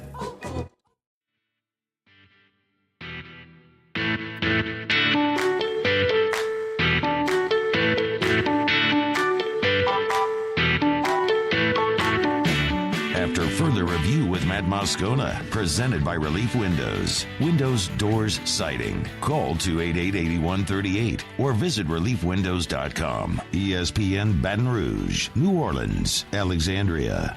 Like I said a week and a half ago, I said he'll be back this week. So, that hadn't changed. We expect him back this week. Gotcha. Do you know yet which day it's going to be? It'll be this week early. That was Todd Bowles, Bucs coach, on Sunday when asked about when Tom Brady would return. And this week early proved to be today. Tom Brady was back on the practice field with his Tampa Bay Buccaneers teammates. Plenty of video, some of him doing the Degeneration X suck it move, which was interesting. I don't really know. That's what he's doing. Look at him. You going to tell me that's not what that is? That's what it's it is. 100% what he is. I just missed that. That's fantastic. I think you might have flipped him off, too. Let's see if at the beginning of this, if you're listening on radio, I apologize, but there's a video from Action News ABC. And I'm he definitely shot double birds. He did. Yep, he did. He shot double birds and then did some type of hip thrust thing with the suck it motion from Degeneration X. How about that wrestling reference, Muse? I like it. DX. Strong. That was a late 90s, early Strong. 2000s, right? I mean, that was a full-on thing with the suck it. Anyway. So Tom Brady was back out on the practice field today with his Tampa Bay Bucs teammates. I talked about this a good bit last week. It really was surprising to me how Tom Brady was absent from workouts, especially with so much question around the Bucs right now. My goodness, just how the greatest player ever could be just absent from a training camp when he's 45 years old, and then it's just sort of an ignored story, which it was for more than a week. But Tom Brady was back out there today. I'm not sure if you saw, but over the weekend when Tampa played its preseason game, they suffered another injury on the offensive line. Aaron Stinney tore his ACL and his MCL. He's done for the year. So, if you were scoring at home, Alex Kappa, who was the starter at right guard, he left in free agency. He signed with Cincinnati. Ali Marpet, who was their starting left guard, retired. Well, Aaron Stinney replaced Ali Marpet at left guard, and now he's done for the year. And early in camp, Ryan Jensen, their starting center, suffered a knee injury, which is going to keep him out for possibly the entire season. There's a possibility that they've said that he could return at some point late this year. That alone on the offensive line is enough to make you question this team. You couple that with Tom Brady being 45 years old and everything else that I've talked about a bunch of, and I may be on a lonely island by myself. I may be. And maybe this is, I'll grant you, maybe this is just optimism from a Saints fan hoping that this is the end for Tom Brady in his career. But I also believe this is the first time where Tom Brady, certainly in his time in Tampa, has had this many variables. I just went through the issues on the offensive line. You're obviously replacing your head coach. There was all the offseason conversation, as we've seen, Brady with Miami. You probably heard the story over the weekend where Dana White went on Rob Gronkowski's UFC companion show and told the story that apparently he helped broker a deal for Brady and Gronk to go to the Raiders back in 2020.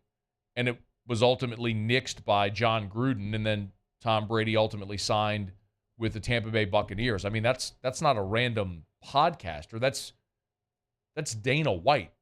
That's the president of the UFC acknowledging he brokered that deal. And then all the other things. Chris Godwin coming off a torn ACL. Gronk retires. You're bringing Kyle Rudolph, but he and Julio Jones both coming off the worst seasons of their careers. I'm just telling you, there's a lot of variables to look at with Tampa Bay to say, I don't know if that's it, Hoss. And you're going to be playing a first-place schedule as well. The Brady returning, but the injury to Aaron Stinney, I think, is another big reason to look at Tampa and say, is there just too much there for them to overcome this year? That may very well be the case. There was other news in the division today as well, as the Carolina Panthers have, in fact, named Baker Mayfield their starter.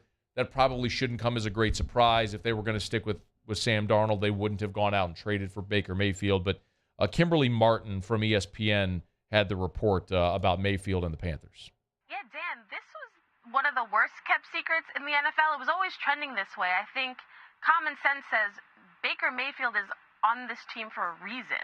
And that reason was they were not all that sold on Sam Darnold. Sam Darnold had the inside track on this QB competition. The fact that it was a competition from the beginning told you all you needed to know about what the Panthers were thinking as far as their QB situation goes. Baker Mayfield deserves to be a starting quarterback in the NFL. Sure, the Browns wanted to move on, but it's clear that the Panthers felt they needed something extra at that position. So Baker Mayfield, he has a chance to make a big statement in Week 1 against his former team. So Baker will start against the Browns. He will not, of course, start against Deshaun Watson, as Watson suspended. So he'll start against Jacoby Brissett. But I'm probably – listen, I'll put it to you this way. I think Tampa is certainly a better team than Carolina. That shouldn't come as any great surprise. But I think people are overvaluing Tampa and maybe undervaluing Baker Mayfield. Not Carolina altogether. I think Carolina's got some major issues. I don't think that's a great roster. I think Matt Rule is not going to make it as a head coach in the NFL. But we saw Baker Mayfield in 2020, when he was healthy, lead the Cleveland Browns to an 11-5 record. They won a playoff game for the first time, certainly in Mayfield's career in, what was it, 30 years. And Baker threw 26 touchdowns and 8 interceptions that year. He, a season ago, played through injury and suffered because of it. His numbers suffered and the team suffered, but he I guess maybe sometimes what you get when you play through an injury and your performance dips. So I think Baker's going to have a little piss and vinegar in him. I mean, he's got that side. We know him. He's a guy that grabbed his crotch, planted a flag, at midfield of the horseshoe against Ohio State. I mean, we know what Baker is, that he's got that personality characteristic. But I texted with Jimmy earlier, Jimmy Ott, to ask him if Baker Mayfield affects Carolina's win total at all in Vegas. Like, does a win total get adjusted as a result of Baker being named the starter? And he said no, it shouldn't affect it either way. But I am going to be interested to see if more money maybe comes in on the Panthers with Baker being named the starter. Darnold a year ago was just 4-7 as the starter in Carolina, and you probably saw the news this weekend that Matt Corral has a Liz Frank injury, so he's essentially getting a redshirt year. He will not play in his rookie season. So it's Baker and Darnold for the Panthers, and Baker's going to be the starter in Week 1 against Carolina. Certainly Week 1 against Cleveland. Baker will start against his former team in the first games. NFL schedule makers sure know what they're doing with respect to things like that. Dennis Allen did update Jameis Winston. I'll get to that in just a second. I want to remind you about the Williamson Eye Center. 924-2020, 924-2020, or WilliamsonEye.com. Eye care, eyewear, eye surgery. Tell you about all three all the time. If it's eye care, you can always get those annual eye exams at any of the Williamson Eye Center locations. If it's any of the Baton Rouge locations, Gonzales, Denham, New Roads, Zachary, now in Lutcher as well. Find that Williamson Eye Center location nearest you. Eyewear, back to school time, buy a pair of glasses, get a second pair, 50% off all this month. That's right, 50% off all this month. And eye surgery. If it's LASIK, if it's PRK, if it's a lens replacement, you want to see 20/20 without contacts or glasses. The Williamson Eye Center, Dr. Blake Williamson can make that happen like he's done for thousands of Louisiana residents. WilliamsonEye.com. That's WilliamsonEye.com. All right, so Jameis Winston, who, of course, had suffered the foot injury, did not play in the preseason game against Green Bay, did not practice for the bulk of the team periods against Green Bay either. Dennis Allen gave an update on his quarterback today. Yeah, look, it was good. It was good. A little rusty, but yet good to get him back out there and get him back going again. So I think anytime we get a guy back from an injury, it's good to have him back out on the field. Dennis Allen did not rule out the possibility of Jameis Winston playing in the preseason game on Friday against the Chargers, but said he would be totally comfortable with Jameis taking his first snaps Week 1 against the Falcons. I want to be so abundantly clear. There is no way on God's green earth that Jameis Winston should even put on a jockstrap Friday night against the Chargers. You have been through everything from last Halloween when Jameis Winston tore his ACL. You went through Trevor Siemian. You went through Taysom Hill. You had Ian Book on Monday Night Football. You tried to trade for Deshaun Watson. We talked about Russell Wilson. We explored every option that was possible in free agency. I think at some point we probably talked about a Baker Mayfield trade as well. And you settle on Jameis Winston, and he's your guy. You're committed to him. He's your quarterback. You move Taysom Hill to tight end. He's no longer even in the quarterback room. Jameis is your guy. He is rehabbed. He's been out there. He's been the team leader. He's led offseason activities, even done private workouts with his receivers, flown all over the place. If you, for 1 minute, think it's worth jeopardizing anything in the regular season for Jameis Winston to take fake snaps in a fake game against dudes that aren't even going to be playing in 2 weeks, you're high. In no reality should Jameis Winston take a singles. Not only should he not take a snap, I'm not even sure I want him in the Superdome. Like, I would be totally comfortable saying, go wrap your ass in bubble tape, not bubble tape, that's gum, in bubble wrap, and stay at home for the next 2 weeks until we go play the Falcons. That's the next time I need to see anything from Jameis Winston. Could I be more clear? I'll ask Mike Triplett if he agrees in 45 minutes. It's after further review. I've been asked this a bunch about Florida State and their offensive line injuries. We've had Carter Carls on the show, covers Florida State. We've had him a couple times. We've talked about a lot of Florida State stuff. I did go dig deep into everything involved that's gone on with Florida State and their offensive line.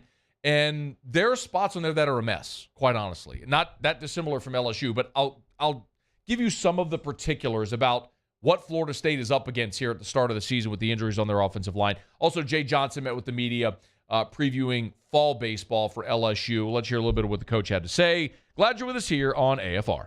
AFR. Better coverage for less money.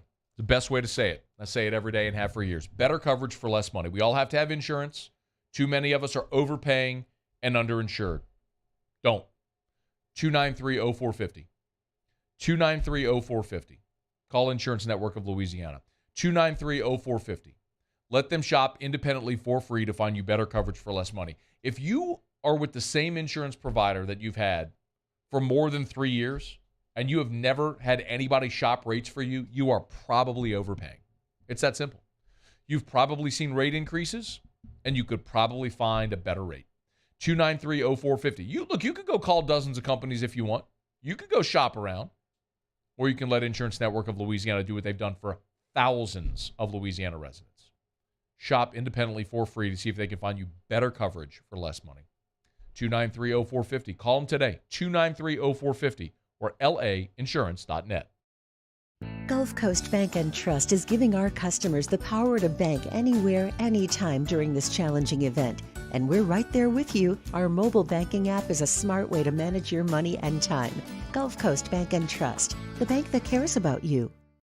There's nothing better than tailgating, but it can be a lot of work. So why do it yourself when you don't have to? Let Revelry Sports and Entertainment set up your luxury tailgate on campus. Order what you want and just show up to party. Book your tailgate today at revelryteam.com. Revelry Sports, the official tailgate partner of LSU Athletics.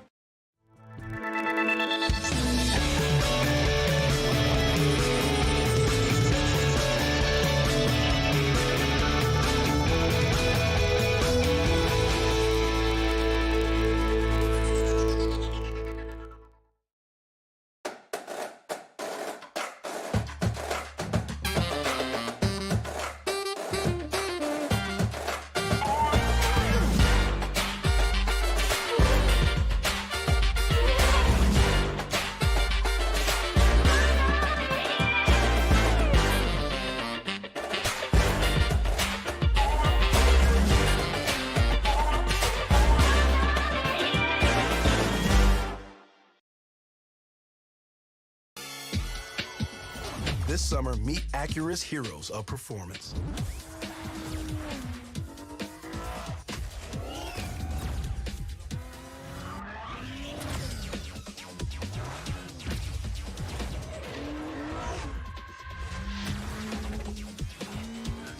Only available at the Acura Summer of Performance. This summer, visit your local Acura dealer for attractive offers on the MDX. I've been doing business with Luba for 25 years. They're dependable, trustworthy. It's just the attention to detail with our clients. Our folks have years and years of experience. They're highly trained professionals, but many companies have that asset. What I'd like to think makes Luba a bit different is that we use those talents in a way that truly is dedicated to serving the needs of the folks who depend on us. I'm Jay Ducote. I grew up learning how to cook at LSU tailgate parties and right in my own backyard. And I created JD's Louisiana products to bring that Louisiana flavor to you at home for your backyard cookout. JD's Louisiana barbecue sauce, Louisiana molasses mustard, spicy and sweet barbecue rub, and more are available at your local supermarkets or by logging on to jducote.com/shop. Put in promo code CST for 25% off at checkout.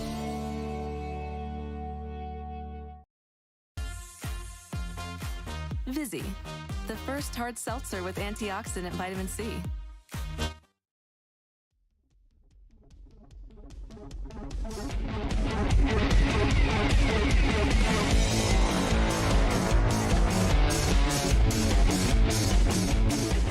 After further review with Matt Moscona, presented by Relief Windows. Windows, doors, siding. Call 288-8138 or visit reliefwindows.com. ESPN Baton Rouge, New Orleans, Alexandria. 104.5 ESPN Baton Rouge and Citizens Bank and Trust hope to add to your football party budget this year with a $5,000 national grand prize or a $1,000 local cash prize.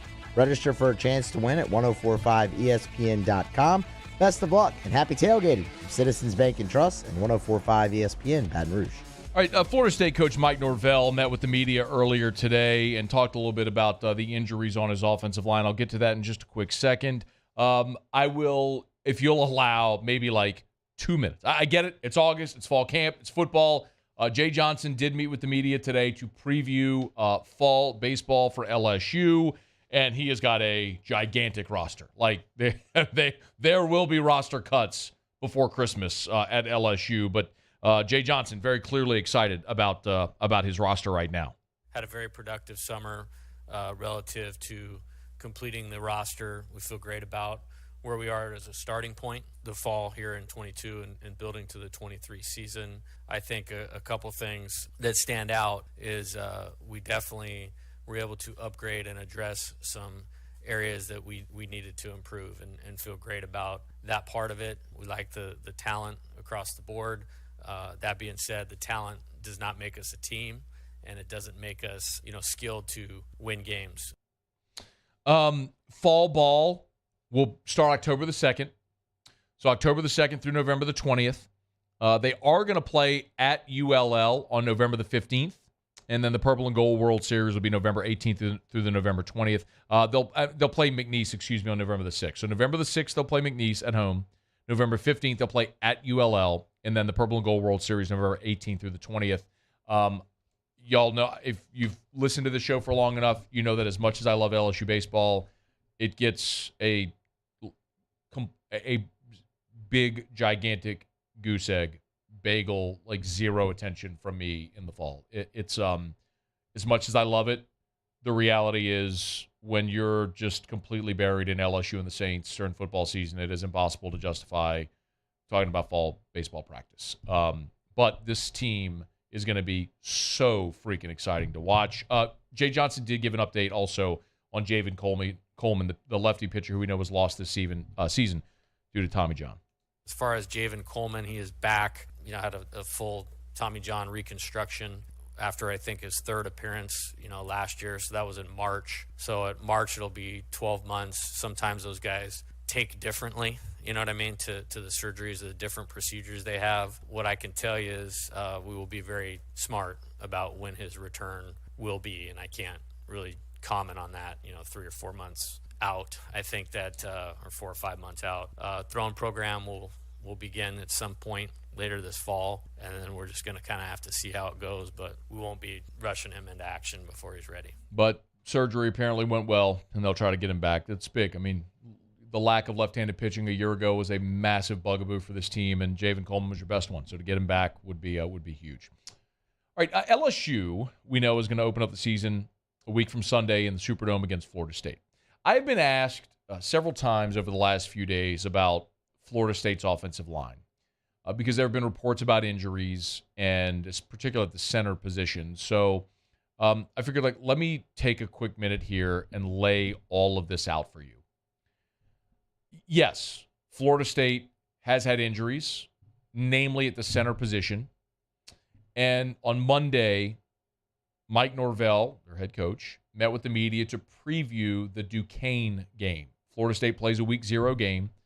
Second year in a row, LSU's played an opponent in their opener who had a Week 0 game last year. UCLA opened up Week 0 against Hawaii, which proved to be a pretty valuable dress rehearsal for the Bruins before LSU went to the Rose Bowl. Well, Mike Norvell updated Maurice Smith. Maurice Smith was the starter at center last year for Florida State, but the Seminoles did also bring in a transfer in Caden Lyles. First, the update on Maurice Smith. Norvell said Smith has been banged up throughout camp and is not going to play against Duquesne. He did say, and I quote, "We're looking forward to getting him back very, very soon." All right. Smith is a redshirt sophomore. He was the primary starter at center last year, started 9 games at center this past season for Florida State. In his career, he has started 15 times at center. He started twice in 2019, but not at center, at guard. In 2020, the COVID season, Maurice Smith started 7 times at center and then 8 times last year, so 15 total starts at center. So he's going to be held out against Duquesne, most likely to be ready for LSU. This is where I think there's been some confusion. So Florida State this offseason brought in Caden Lyles, who's a graduate transfer from Wisconsin. So Lyles, in his Wisconsin career, played in 34 games with 16 starts. He started 4 times in 2020, he started as a sophomore, then started 4 times in 2020 and missed the rest of the season due to a season-ending injury, and started just 1 game a year ago. He had lost his job, and so he transferred, went to Florida State. He was thought, as a Wisconsin transfer coming in as a center, a guy that could compete to be the starting center, and then perhaps Smith could play elsewhere. Well, Lyles done for the year, so that's a net zero, right? I mean, you brought him. He's never played for Florida State. He transferred in this year and then isn't going to be available at all. Smith, who was your starting center a year ago, is back and apparently is going to play center again, but he's injured right now. They're going to hold him out against Duquesne, most likely to have him ready to play against LSU. So, Mike Norvell, so in theory, right, you're down to your 3rd center if you're Florida State this week, with Lyles done for the year, with Smith being held out, but really Smith is the returning starter at center. So Darius Washington is the guy that's listed as the starting center for this week for Florida State against Duquesne. In his career, he has started 20 games in his career. He started 3 times as a freshman at left tackle in 2019, started 5 times at left tackle in 2020, and then last year he started all 12 games, 7 at right tackle, 5 at left tackle. So Darius Washington has started a ton. He's a 3-year starter, but it's all been at tackle, and this week they're going to move him to center against Duquesne because, let's be honest, I could play center for Florida State against Duquesne, and the Seminoles would win. This is a game that's on the schedule just as a dress rehearsal that you have no chance at all of losing. So I don't think it's quite as dire as, if you're an LSU fan, you might hope that it is at Florida State on the offensive line. Yes, there are injuries there, but most likely what is happening is you're saving, Maurice Smith is your incumbent, your returning starter at center.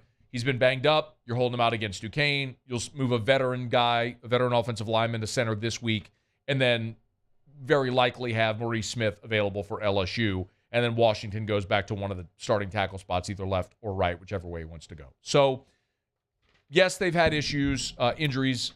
I don't necessarily think that it's really as dire as some might think. But Florida State's offensive line is a very clear weakness on this team, as is LSU's. And if not to say weakness, then at least say it's a giant question mark. They've had injuries. They've got 2 transfers that are projected starters, and you've got a bunch of guys that have basically been career backups, except for Darius Washington, against an LSU defensive front, which is super talented, and we all agree is maybe the most talented group on this LSU team. The same is true in reverse. LSU, here 2 weeks from that opener, is still trying to figure out its offensive line.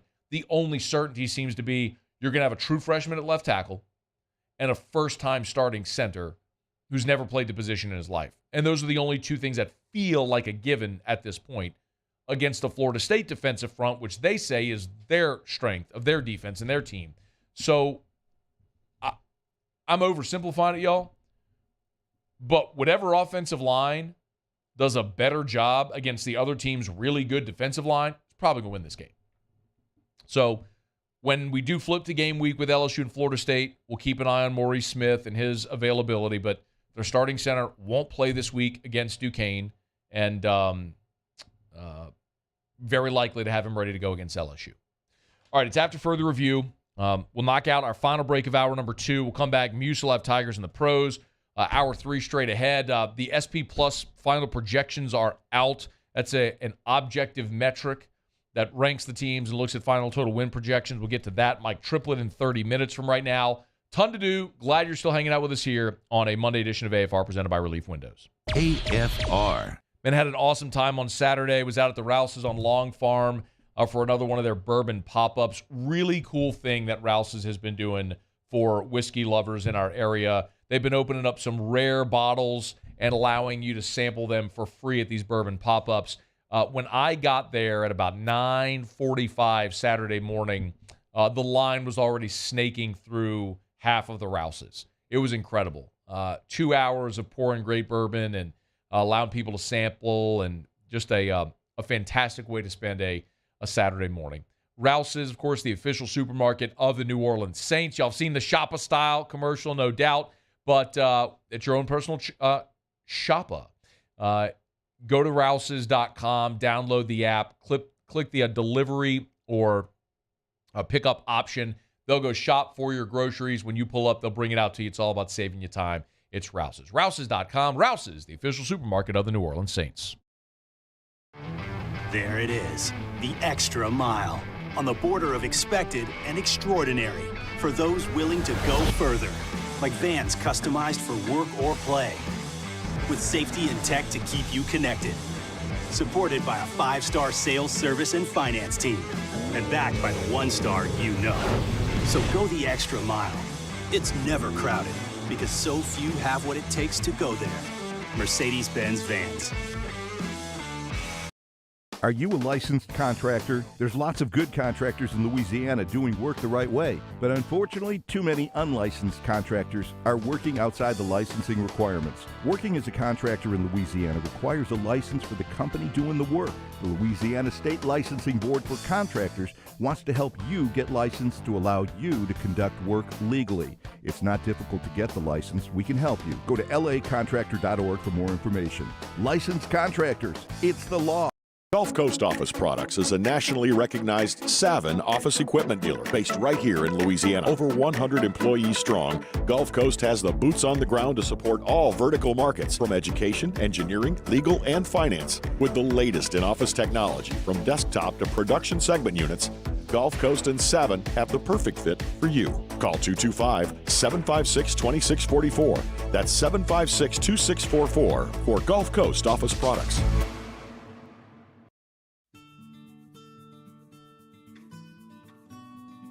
This is a house call.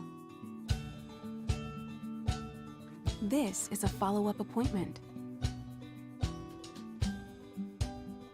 This is a diabetes checkup. This isn't just more convenient care, it's more advanced care. This is innovating healthcare at Louisiana's #1 hospital, Auctioner. ServiceMaster Elite create clean, disinfected work environments. As a local business, we take pride in serving the New Orleans and Baton Rouge areas. Our cleaning protocols follow CDC and OSHA standards for healthcare settings, offices, senior living, restaurants, and industrial plants. Contact ServiceMaster Elite to get your operation ready for reopening with germ disinfection cleaning. ServiceMaster Elite, the trusted choice in professional cleaning since 1996.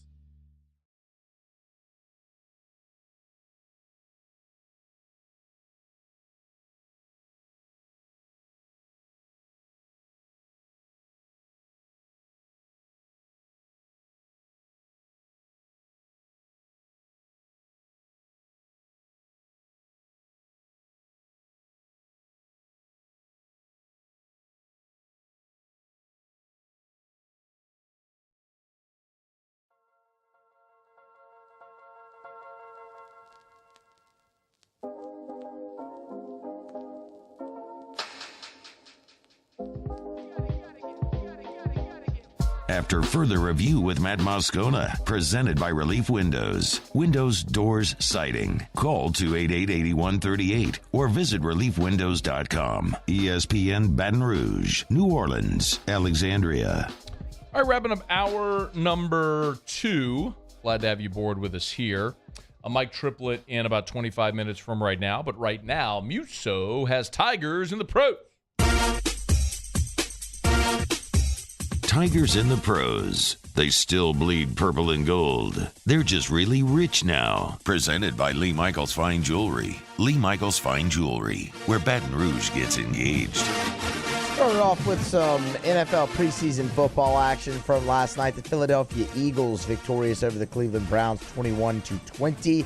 Jacoby Stevens for Philadelphia racked up 3 total tackles in the game. 2 of those were solo. His former LSU teammate and current Eagles teammate, Kerry Vincent Jr., turned in an identical stat line. 3 total tackles, 2 of them solo. And Eagles got the win. The Cincinnati Bengals, of course, they were on the field versus the New York Giants. Thad Moss was targeted 1 time, caught the pass for 11 yards, and then, of course, had a very famous really, that's what you're going to lead with? And he had a very famous cut block. He was targeted 1 time? 1 time. 1 time. So was Kayvon Thibodeaux. And he also targeted Kayvon Thibodeaux's knee. Yes. Yep. Low-hanging fruit. Low-hanging fruit. The Arizona Cardinals, they fell last night to the Baltimore Ravens 24-17. Jontre Kirkland targeted 5 times in the game, caught 2 passes for 18 yards and a touchdown. Nice catch in the back of the end zone by Jontre. That's 2 touchdowns in 2 preseason weeks with 2 different teams, right? No, he was with the Cardinals last week, too. Didn't he get cut? No, Derek Dillon was the only guy who got cut. Dillon is who I was thinking of. He was the only one who got cut for LSU. To Major League Baseball, Jake Fraley. Goodness gracious. Jake Fraley might have a certain test coming in his future. 2 for 2 yesterday. Another home run. That's 7 so far. The majority of those, 6 of them, have come since he returned from the IL this month. 3 RBI. How about 4 runs scored as well for Fraley? The average up to 253. His teammate, Michael Papierski, turned in a 1-for-4 day with a single at the bottom of the Reds order, and the Reds got a victory. The Texas Rangers today called up Cole Calhoun and optioned Josh Smith down to AAA Round Rock. Pretty solid debut for Smith, though, all things considered. Got 147 ABs, hit 218 with a homer and 12 RBI. Calico. He'll be back. I mean, come on. He'll be back, right? I'm just super sour that the Yankees traded Josh Smith as part of the Joey Gallo deal. I mean, think about that. Not every trade works out, but that one just stings particularly because, Gallo's now like mashing for the Dodgers. He just could not hit in New York. And they traded Josh Smith. It's breaking my heart. Gallo's still striking out a bunch, too. We should throw that out there. It's just kind of who he is. But, yeah, no, it's going better in L.A. It's going really well for Cade. He's playing. He's going way better, yes. Yeah, well, isn't that how that was always going to end up going? Like, just because it was so volatile in New York. Anyway, Cade Doty yesterday, really solid day for the Dunedin Blue Jays. 2 for 5, 2 home runs, and one of them a walk-off shot in the bottom of the 9th to give the Blue Jays a 6-5 lead, or 6-5 win over the Jupiter Hammerheads. Another fantastic minor league name. Cade Doty hitting 341 in single-A baseball. 341? 341 with five. Why is this kid playing 5 homers? Low A ball. That's a great question. Is this rookie ball? No, it's A. Is it low A or high A? It's low A. It's low A. He's playing. That's like Cade Doty playing against high schoolers. Pretty much. Yeah. That's not fair. No. That is not fair. Get this kid a call. Please get this kid a promotion. Maybe it's just because it's late in the year. He'll be up there next year. I don't know. He's doing great, though. So yes, we love it. 2 runs scored and 2 RBI for Doty. That's Tigers in the pros. Presented by Lee Michaels Fine Jewelry, LMFJ.com, LMFJ.com. For Lee Michaels Fine Jewelry, where Baton Rouge has gone to get engaged for 40 years. 9 locations in all, 2 in Baton Rouge corporate, in Bocage, and, of course, in the Mall of Louisiana. It's Lee Michaels Fine Jewelry, where you will always get the Lee Michaels experience. LMFJ.com. This was interesting. Former Tiger Eric Gilbert over at Georgia. Kirby Smart, after practice on Saturday, talked about Gilbert, how he's a rare blend of size, power, all that stuff that we know. And Smart said, quote, "I'm always a lot more concerned with Eric's well-being mentally than his well-being just on knowing assignments and what to do. That's the most important thing, is that he feels comfortable with our team and can help us." It still to this day surprises me that some people don't know what was going on with Eric Gilbert. But he's a guy who was supremely talented, and I hope gets taken care of what he needs to, even if it is at Georgia. All right, it's hour number 3 coming straight at you. AFR. We're brought to you by South Point Volkswagen, southpointvw.com, new and certified pre-owned. In Baton Rouge and online at southpointvw.com. Go test drive one today. Airline just north of Highland, you know where to find them. If it's on the lot, it's online at southpointvw.com, southpointvw.com. 9 different IIHS top safety picks. I tell you all the time, the style, the feel, the performance of luxury without the cost. That's what you get when you drive a Volkswagen. You also get the peace of mind of driving one of the safest vehicles on the road. You go out in the parking lot, you'll see my Volkswagen Atlas. When I pull into the driveway tonight, I'll pull in right next to Erica's Atlas. We're both Volkswagen drivers. We're a Volkswagen family.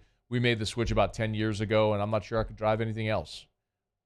The style, the feel, the performance of luxury, affordably, and, of course, all the great safety features. That's what you get in the Volkswagen. South Point Volkswagen, Louisiana's largest volume Volkswagen dealer, southpointvw.com.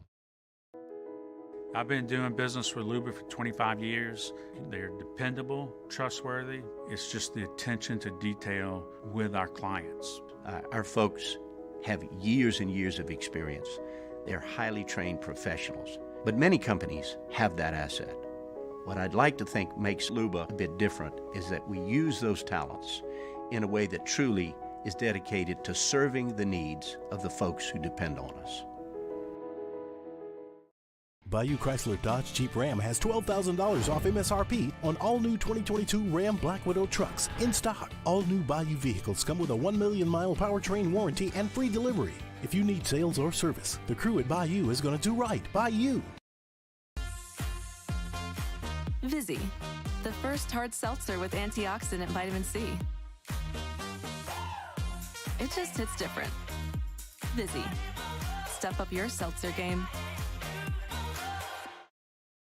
It's no secret, the best oysters in Baton Rouge are at Jolie Pearl Oyster Bar.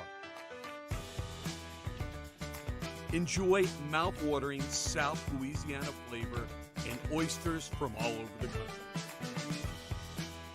And don't forget our nightly drink specials.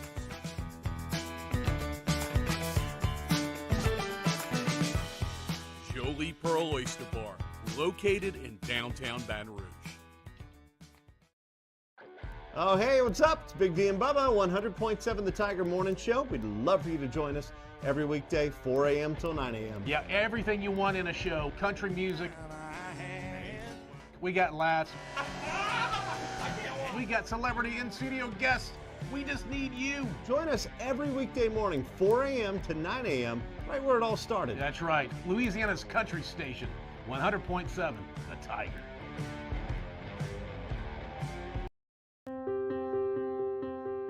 This isn't just another day. It's so much more. Kelly's life was put on hold when her Auctioner primary care doctor discovered a rare blood disorder. Her doctor connected her to an Auctioner care team of cancer, heart, and kidney specialists. With multiple primary care locations around Baton Rouge, same-day appointments, and online scheduling, we're relentless about keeping you healthy. Auctioner Baton Rouge, innovating healthcare for Kelly. Eli's always been into grilling. It took us a while to see it, but the signs were there. What are you doing, Eli? I knew grilling was my thing. I have been talking about it throughout my career. Happy with the results? I am. Got the new grill from barbecueguys.com. It performed great. My advice, as I always told my boys, do more of what you're born to do. Barbecue Guys, for those who were born to grill. You want cheese on your burger, Pops? I'll take a little cheese.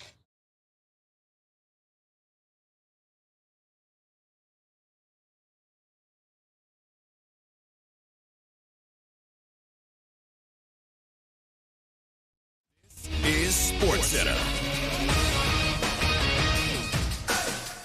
I'm Doug Brown. The Carolina Panthers will open the new season with Baker Mayfield under center, and they'll host Mayfield's former team, the Cleveland Browns, in Week 1. Buccaneers quarterback Tom Brady is back with his team and got out on the practice field today. Brady was away from camp for a week and a half for personal reasons. ESPN's Sam Acho. If I'm a teammate, I don't care, right? Like, if I'm a teammate I've played with in the last 2 years, I know he won us the Super Bowl. I know he's Tom Brady. I know he's the greatest of all time.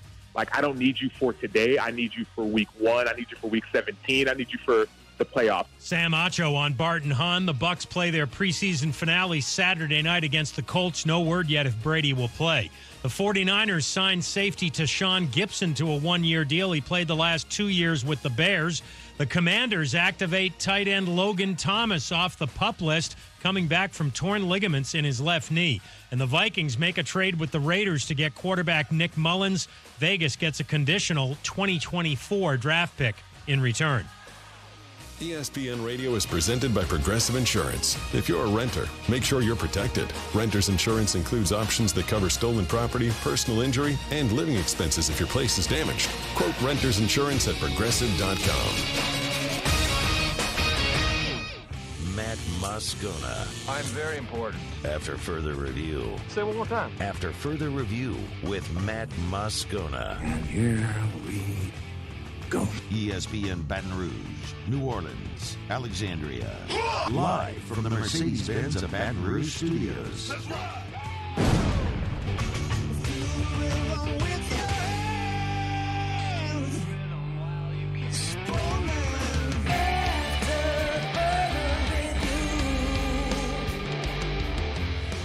Hour 3, off we go. Welcome aboard. Glad you're with us. AFR, presented by Relief Windows. I'm Matt. This is Shaq O'Neal, and I hate Matt. Paul O'Neal. They're chanting Paul O'Neal's name. Muso. And Mr. Toby Tom Blake.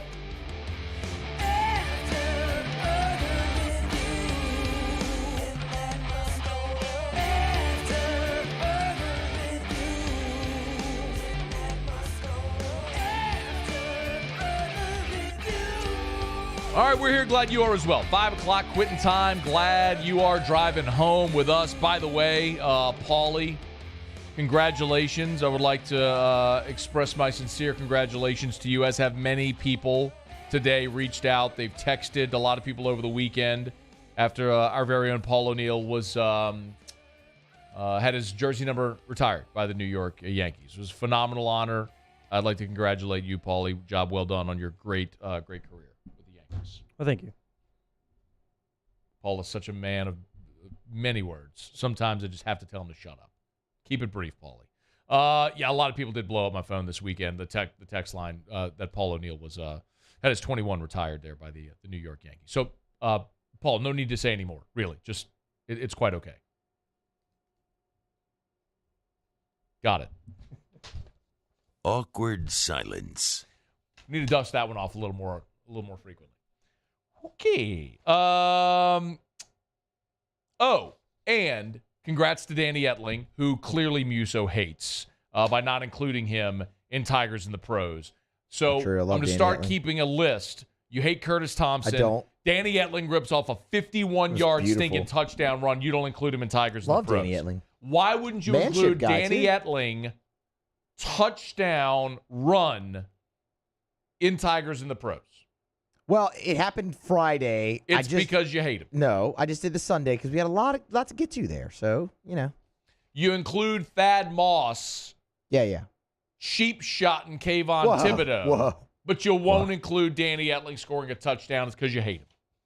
Nope, I love Danny Etling. Danny Etling is a good quarterback. No, he's not a good quarterback, but I do commend him for finding a way to continue to collect a paycheck all these years. By the way, isn't that a great correlation to the Miles Brennan conversation?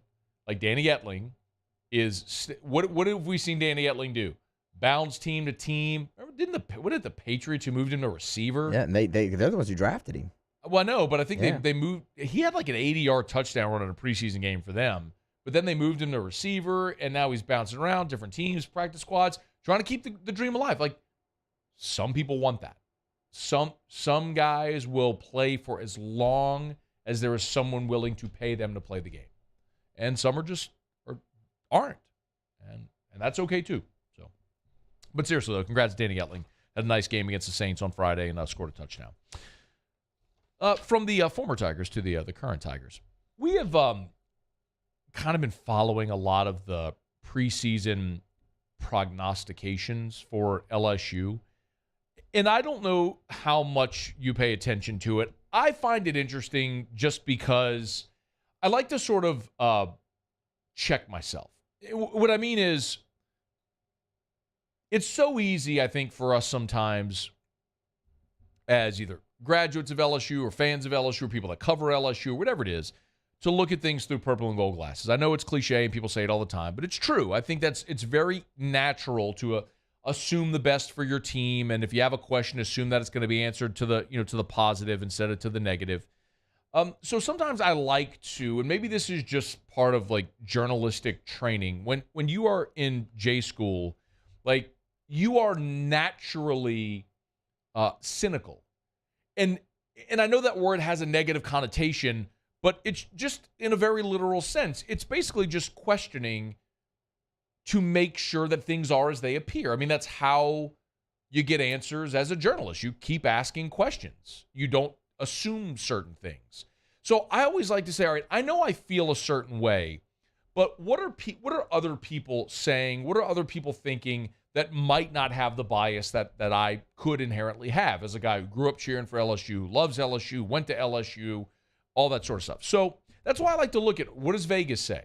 What do objective computer metrics say? What do other people who know a lot about college football, what do they say? What do they think?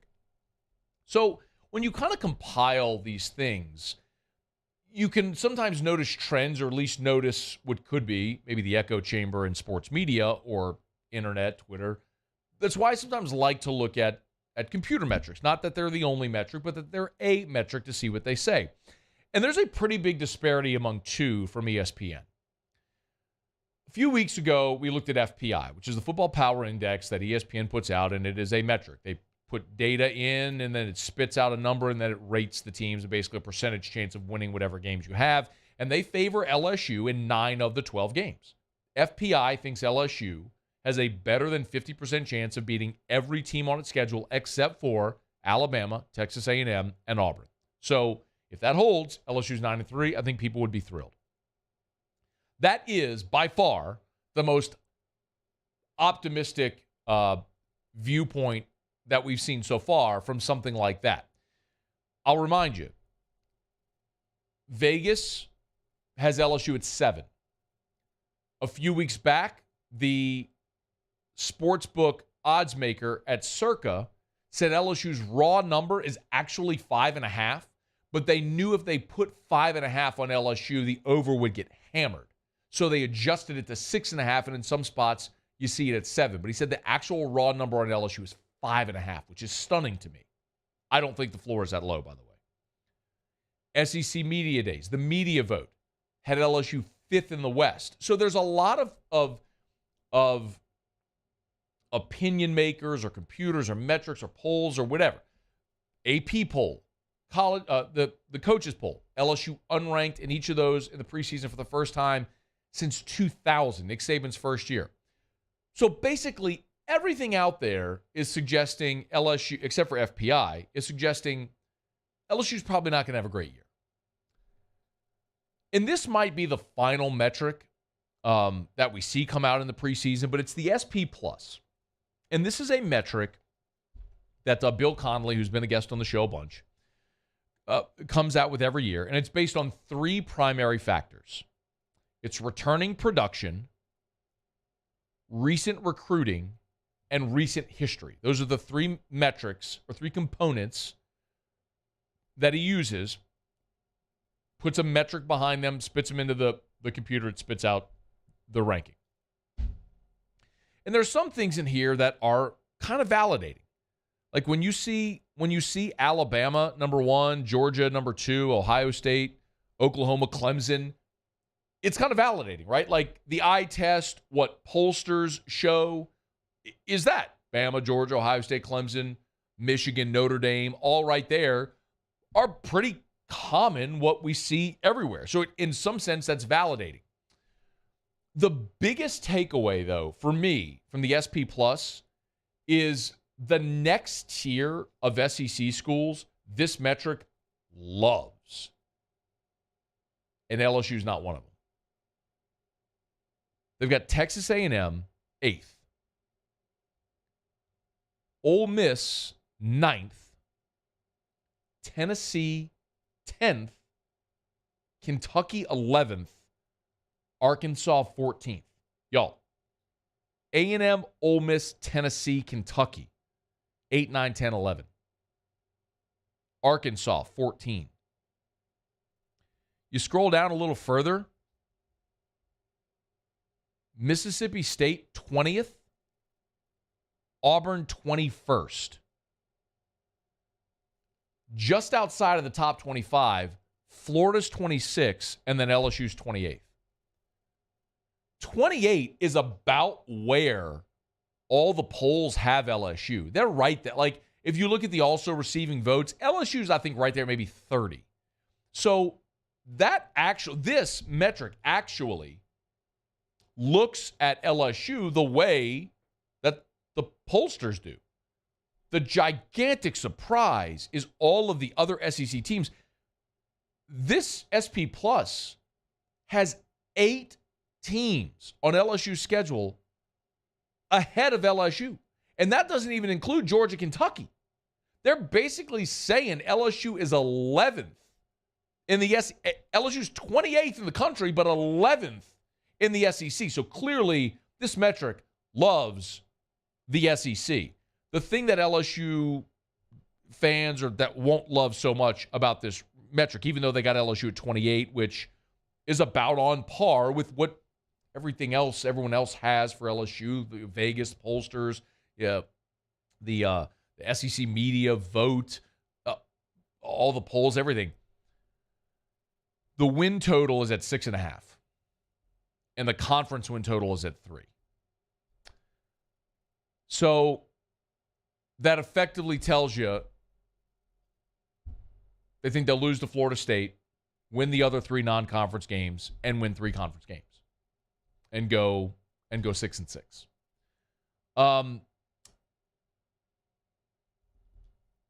I still think that's low.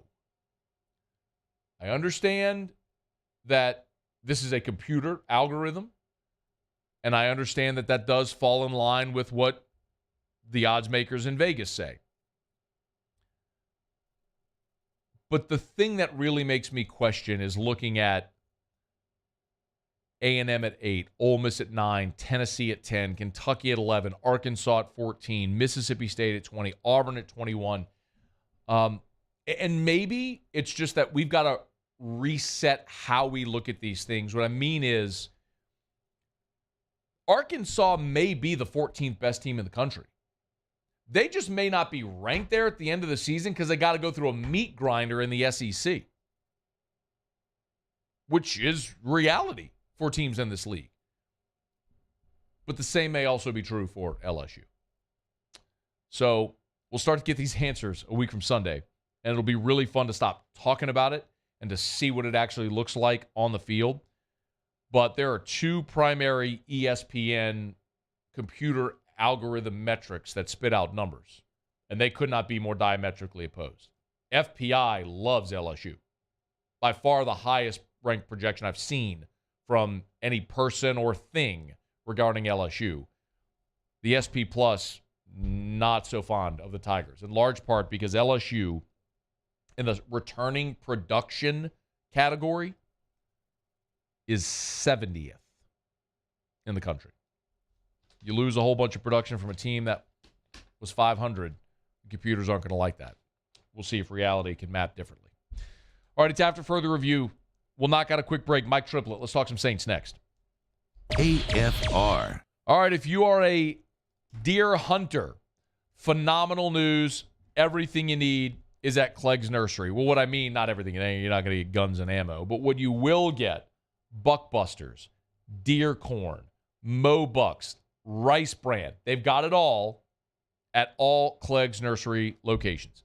Sieg Air Airline, LA 16 in Denham, Mid-City on Donmore, and the Garden Center on Greenwell Springs. You know where Clegg's is. They're all over town. And if you are a deer hunter, they got it. Mo Bucks, deer corn, rice bran, buckbusters. They've got it at all the Clegg's Nursery locations right now. So get on by. You're putting out those plots, and you need to attract the deer so you can shoot them so I can eat them. Great time to do it at Clegg's Nursery. Also, fall bedding plants, fall vegetable gardens. The calendar says it's time, even if it's 100 degrees outside. So get by Clegg's Nursery.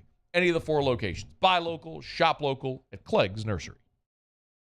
Bayou Ford has $14,000 off MSRP on a new 2021 Ford F-150. All new Bayou vehicles come with a 1 million mile powertrain warranty and free delivery. If you need sales or service, the crew at Bayou is going to do right by you. Gulf Coast Bank and Trust is giving our customers the power to bank anywhere, anytime during this challenging event. And we're right there with you. Our mobile banking app is a smart way to manage your money and time. Gulf Coast Bank and Trust, the bank that cares about you. I've been doing business with Luba for 25 years. They're dependable, trustworthy. It's just the attention to detail with our clients. Our folks have years and years of experience. They're highly trained professionals. But many companies have that asset. What I'd like to think makes Luba a bit different is that we use those talents in a way that truly is dedicated to serving the needs of the folks who depend on us.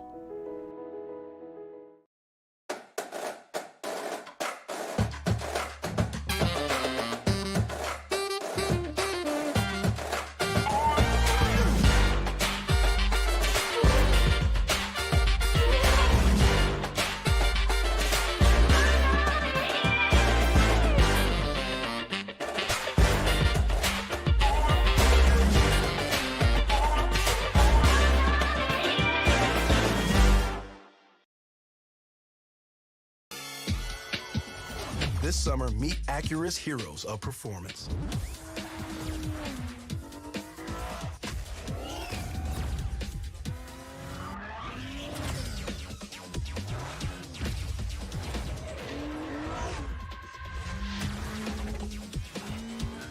Only available at the Acura Summer of Performance. This summer, visit your local Acura dealer for attractive offers on the MDX. I'm Jay Ducote. I grew up learning how to cook at LSU tailgate parties and right in my own backyard.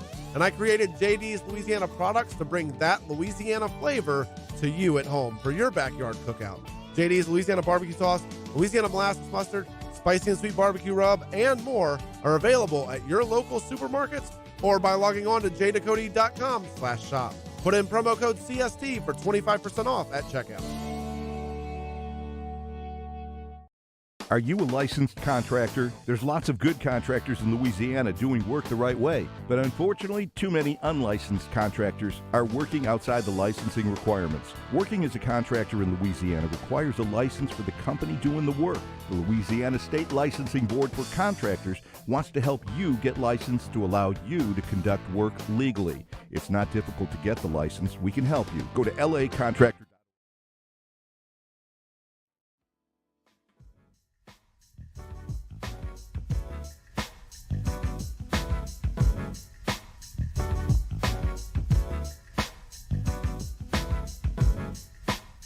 After further review with Matt Moscona, presented by Relief Windows. Windows, doors, siding. Call 288-8138 or visit reliefwindows.com. ESPN Baton Rouge, New Orleans, Alexandria. All right, rolling along here on a Monday edition of AFR. Hope you had an awesome weekend. Saints completed their second preseason game. Looking ahead to the final preseason game this Friday in the Dome. Obviously against the Chargers. Mike Triplett, good enough to join us here for a couple of minutes. Mike, we appreciate it. How are you? Doing great. Thanks for having me. Always appreciate it. Do you think there is any chance at all we see Jameis Winston on Friday against the Chargers? Yeah, I think there's some chance. Dennis Allen has kept it close to the vest. I have to think, and I tried asking him last night, and he didn't give a direct response, but I just tried asking if his plans changed at all because of injuries this preseason. And he said, obviously, it's constantly evolving. But I have to think that the initial plan would have been, yes, they'd like to see Winston play a couple series, maybe a quarter of the preseason once. I don't know if that would have been the second preseason game or if it would have been the third preseason game. But I really don't know if his injury status changes that. If the fact that now they're dealing with this minor foot injury, and it does seem minor. He was already back in full team drills. He was doing some things last week in Green Bay. But that could have changed the plan. Like, if they did want to have him play a quarter or a half of preseason football, maybe now they'll say it's not worth it anymore. So it remains to be seen, but I'm not going to rule it out yet. Do you have a sense, Mike, on how this coaching staff is going to handle the third preseason game? Because we didn't we didn't get to see them play 3 games last year. No, exactly. We've never seen them play 3 preseason games, so we don't know how they would handle it. And look, just the whole league is evolving to less and less activity in the preseason. Everybody outside of Andy Reid, it seems, is playing their starters less and less in the preseason in recent years. And then last year, they had a quarterback battle going on, so we did see more of Winston and Taysom Hill. My instinct last year was that we were going to see Ian Book a lot in the third preseason game. That never happened after they had already named, Jameis Winston had already looked like he'd earned the starting job with how well he played in the second preseason game last year. So it's constantly evolving. This year it's different because there's no quarterback controversy, but it's also different because Winston got dinged up. And Michael Thomas has gotten a little dinged up. So they might just say, you know what? James Hurst is a little dinged up as starting offensive lineman. They might just say, let's just get these guys healthy and we'll be one of the teams that doesn't play our starters this year. But I don't know if it's a hard and fast rule or if it depends on how things are evolving during camp, too. Mike, you have a best guess what they're going to do with Ian Book? I guess, are they going to keep 3 quarterbacks on the 53? Well, I don't think they need to keep him on the 53 no matter what. He does not strike me as the kind of guy who's shown enough or was in high enough demand that, they have to keep him on the 53 or else another team would snatch him up and sign him to their active 53. So I think if they keep him, it would be on the practice squad. And I suppose it's possible they keep him on the 53 and maybe he moves to the practice squad later when they need the numbers. But we've seen a lot of third Saints quarterbacks spend time on the practice squad over the years, including Chase Daniel, including Garrett Grayson. So, it's not completely uncommon. I think the bigger and tougher decision that this staff is going to have to make is if Andy Dalton or Jameis Winston suffers an injury in September, do they trust Ian Book enough to be their number 2 quarterback on game day? I think that's a big if right now. I don't think they're going to completely give up on developing him, but are they ready for him to be one snap away from playing in a game in September? And that's a big if. The other 2 options would be Taysom Hill being ready in the case that happened, but he's dealing with injuries of his own, and then obviously, a veteran who gets released by another team this summer. Do they make a call like they did to Trevor Siemian midseason? So I think there's a lot still in the air with that right now. So, Mike, who then becomes the beneficiary of that roster spot? If you don't keep a third quarterback, you'll have the opportunity to keep an extra player somewhere else, presumably. It's so many. I mean, I actually think fans should, especially the fans who can't believe when you're going to cut a Dejon Dixon who's looked really good, or even a Kirk Merritt who's looked really good. When you're trying to be like, well, you can't put 7 receivers on your team. You can't put 5 running backs and a fullback on your team. It's such a interesting exercise because year after year, my last 3 spots are: do I keep a 10th offensive lineman, or do I keep a 6th receiver, or do I keep a fullback, or do I keep an 11th defensive back? I mean, it's never a 1-for-1 correlation. It's where can you where can you afford to go lighter because there's some people you just don't want to get rid of. And that answer could be a Kirk Merritt, who, they've got him playing running back this week because they're sort of in a, well, let's find out everything he can do. And I think that's a good sign for him because I think he is their 7th receiver right now in the pecking order. But if he's also their 4th running back on a game day and their backup kick returner and he's running down covering some kicks, then maybe you can squeeze him on. Trayquan, he's gone, right? Gone? I don't think that. No, I really don't. No! And I'll tell you why. I don't think so is because once you get down to the 5th receiver or a 4th receiver who's going to be active on a game day, it's for a reason. You're not just picking the top 6 pass catchers, playmaking pass catchers. And we know they're top 3 when everyone's healthy. It's Michael Thomas, Jarvis Landry, and Chris Olave. And I think Deontay Hardy can also be written in pen because he's so good as a kick returner and as a deep threat. So if another receiver is going to be active on game day, it's got to be for another reason other than, well, he catches passes pretty good. So it's got to be either you're a special teams specialist that stands out above all the others, or you're a gunner, or you're a kick coverage guy, or you're a kick returner. But in Trayquan Smith's benefit, he's probably the best blocking wide receiver on the team. He's probably the guy when they have 2 tight ends and a running back and a fullback and the one big receiver that they throw to every once in a while on play action, the Robert Meacham role from so many years. I think he's the best in that role, and that's what would keep him on the team.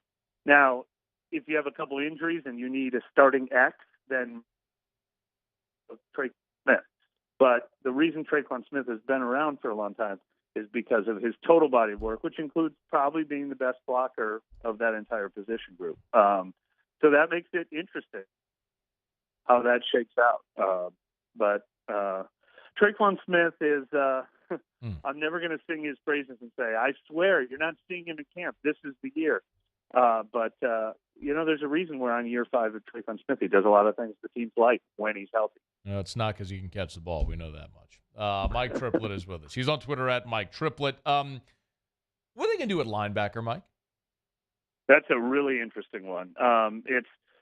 It's every game you watch and almost every practice you watch, you could pick a different 2 guys who stood out above the rest. And, like they just signed this John Bostic out of nowhere last week, and he played great in the game.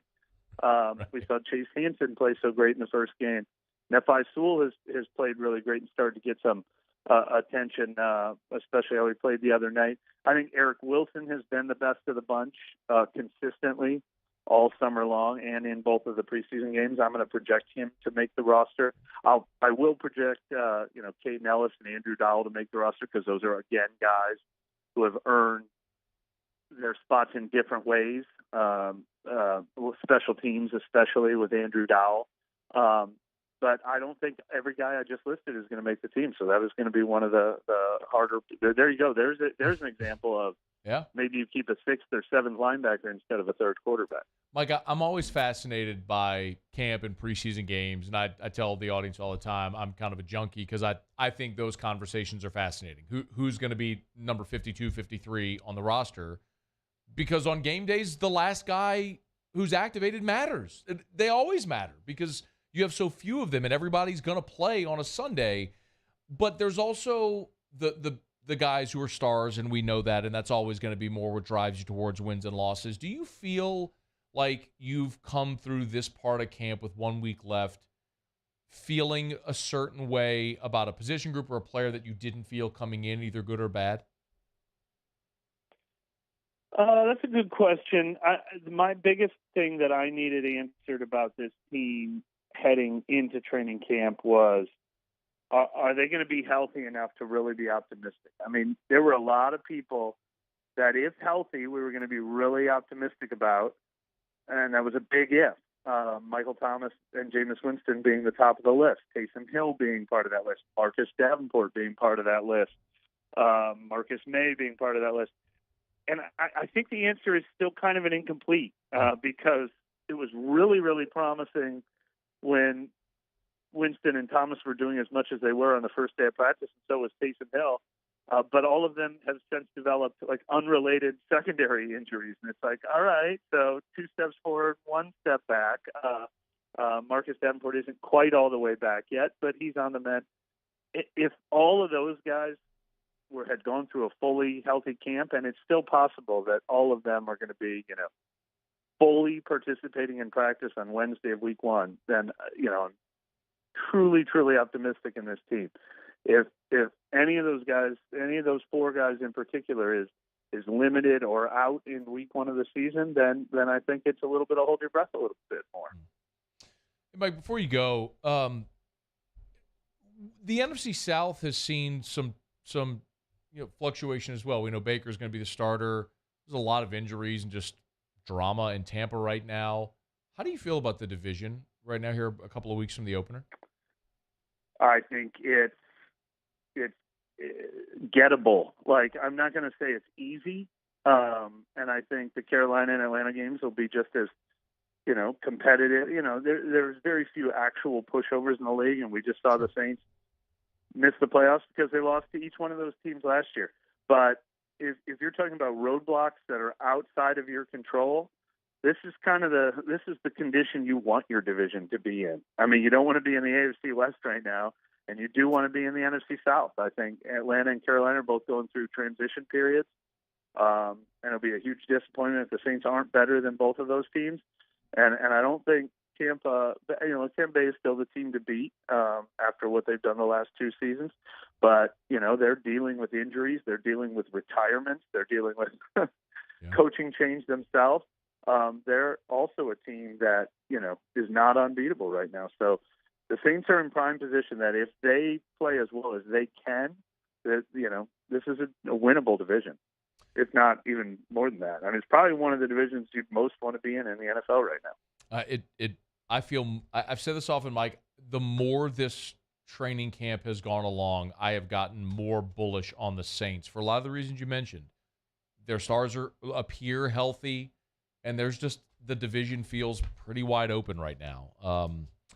We're almost here, and we're going to start finding out those answers once they tee it up and kick it off for real. Of course, you can follow along all season at ESPN.com. He's on Twitter at Mike Triplett. Always appreciate the time, man. Thank you so much.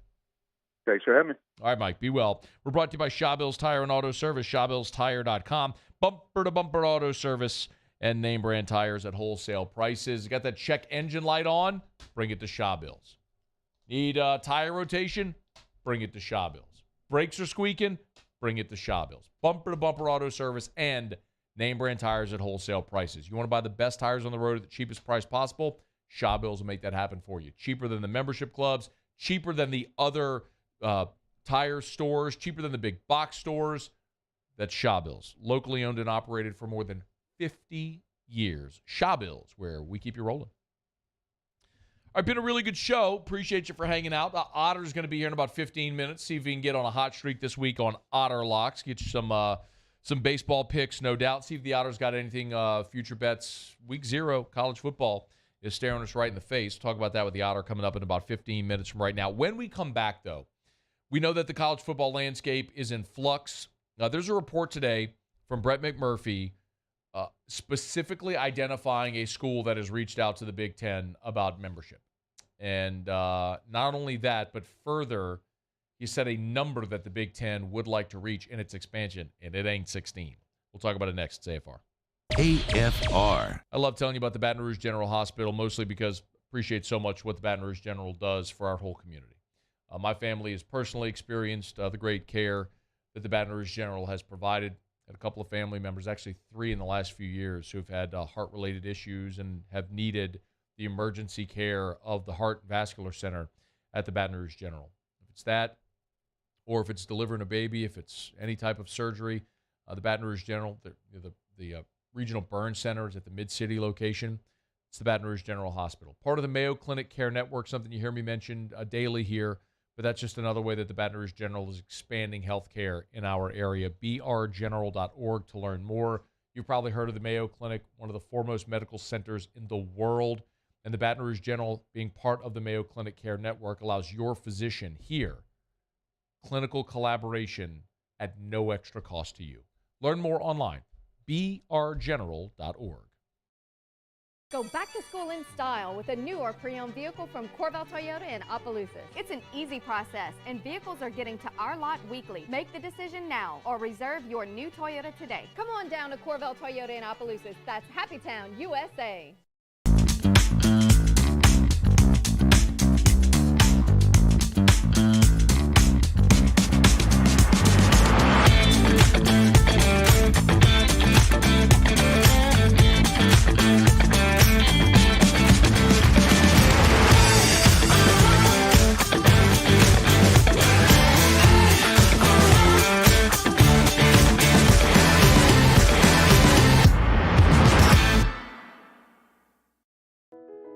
I've been doing business with Luba for 25 years.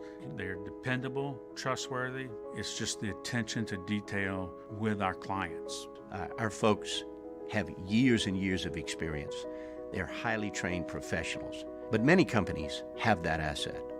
What I'd like to think makes Luba a bit different is that we use those talents in a way that truly is dedicated to serving the needs of the folks who depend on us.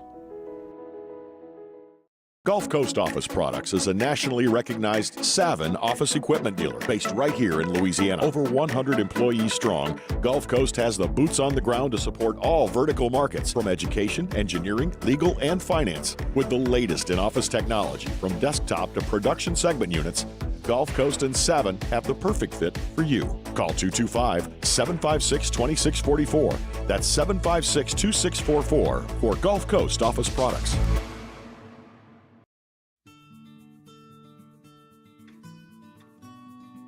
This is a house call. This is a follow-up appointment.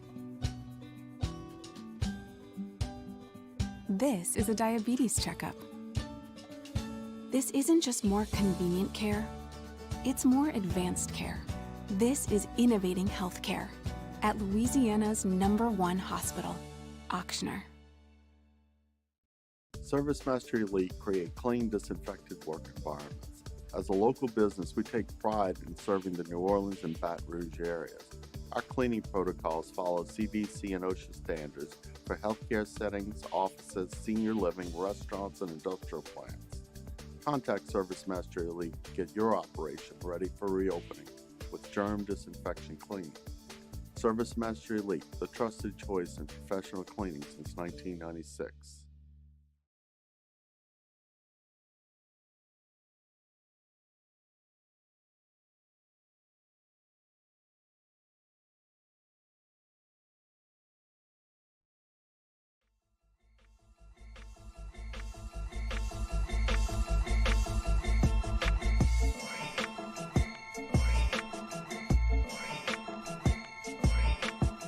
After further review with Matt Moscona, presented by Relief Windows. Windows, doors, siding. Call 288-8138 or visit reliefwindows.com. ESPN Baton Rouge, New Orleans, Alexandria. Had a chance to do something today that I don't know that anybody's gotten to do since Will Wade was fired at LSU. Interviewed Will Wade for an NIL podcast that I co-host along with Jonathan Pixley from Matchpoint. Podcast called Rosters to Riches. It's on Drop Biscuit Studios. You can subscribe up at dropbiscuit.com or Apple, Spotify, however you get your podcasts. And the episode will drop tomorrow morning. So if you're interested, the whole purpose of the podcast is just to discuss all things NIL. Many of you know Matchpoint is based out of Baton Rouge, and they're a company that has acted as an intermediary, right? They broker deals between businesses and athletes and influencers, and they've done exceptionally well. Just the volume of deals they've done all over the country for student athletes and influencers. But we had Will on the show today, and I will tell you completely candidly, because the NCAA case is not finished, Will was not able to talk specifically about his case. So we did not discuss that. We did talk about NIL and how NIL has affected college sports and will affect college sports and how things might have been different, prior. he talked a lot about his time at LSU, and even at certain points said things like, well, since I'm not working there anymore, I can say this. I will look forward to the day when I can have a completely unfiltered conversation with Will about everything that happened, and that day will likely come at some point after the NCAA has made its final ruling and punishments are doled out, but that still hasn't happened as of this point. So LSU has received its NOA, but it is not the punishment part of the case has still not been finished. So, but the conversation with Will was a always an enlightening one. He is. He rarely bites his tongue on things. He's honest, and I've always found him very interesting. He's very generous with his time. So we spent about a half an hour this morning with Will Wade, and that will drop tomorrow. Again, the podcast is Rosters to Riches. However you get your podcasts, Apple, Spotify, or at dropbiscuit.com. If you're not familiar, Drop Biscuit Studios is a podcast network that our parent company, Guarantee Media, founded. There's, I don't know, maybe about a dozen or so podcasts on the ever-expanding library. It's where you find the daily podcast that I do, LSU Daily. You'll find it there as well. But the Rosters to Riches, it's an NIL podcast. We drop it every week on Tuesdays. And the idea is to follow the latest NIL news, but also to talk to coaches and athletes and administrators and boosters and politicians and the people who are so heavily involved in the NIL space to get those perspectives on things and the goings-on. So, talked about it with Will Wade today. That podcast episode will drop tomorrow. We hope you enjoy it. Again, it's Rosters to Riches if you want to subscribe however you get your podcasts. All right, it's After Further Review. I mentioned that there was a report today from Brett McMurphy about further expansion of the Big Ten. I'll get to that in 60 seconds. Let me remind you about Michelli Weighing and Measurement. Michelli.com with locations all over the country, 29 locations in all, from sea to shining sea in 11 different states.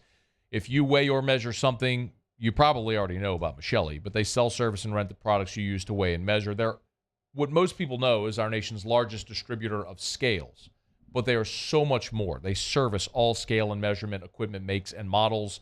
ISO 17025 accreditation is available, and they are hiring right now. So if you're looking for a career with a business celebrating 75 years of local ownership, Michelli Weighing and Measurement. Go to Michelli.com, hit the career tab right there at the top. You'll see all the jobs that they have open. You can apply right there at Michelli.com. That's Michelli.com. All right, Brett McMurphy earlier Monday had a report that the University of Oregon has initiated preliminary discussions with the Big Ten to determine if the Ducks are compatible in that conference.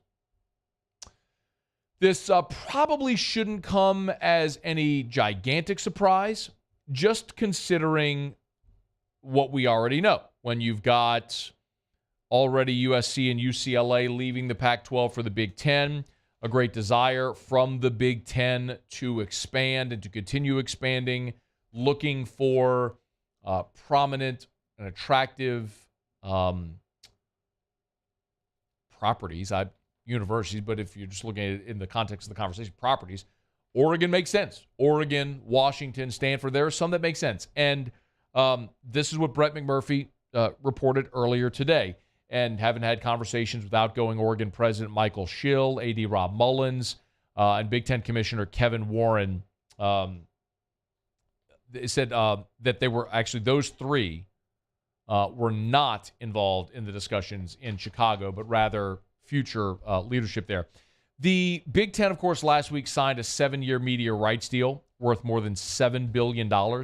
In that contract, apparently there is an escalator clause, meaning the deal could reach $10 billion if the Big Ten membership increases further.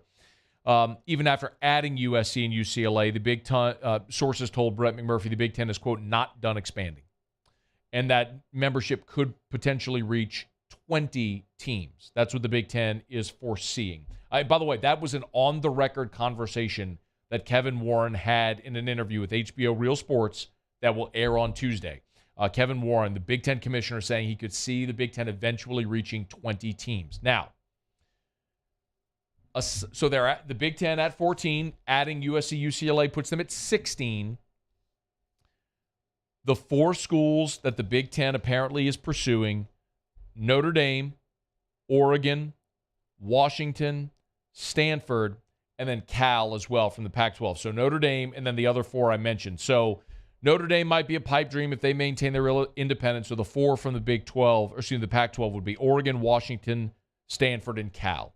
So you'd, of course, get the Bay Area schools with Stanford and Cal. You get Oregon, which would bring you into the Portland area. Washington, of course, into Seattle. It would also make proximity easier for USC, UCLA for Big Ten contests with travel, to not have to come to the other side of the country for every conference game or match.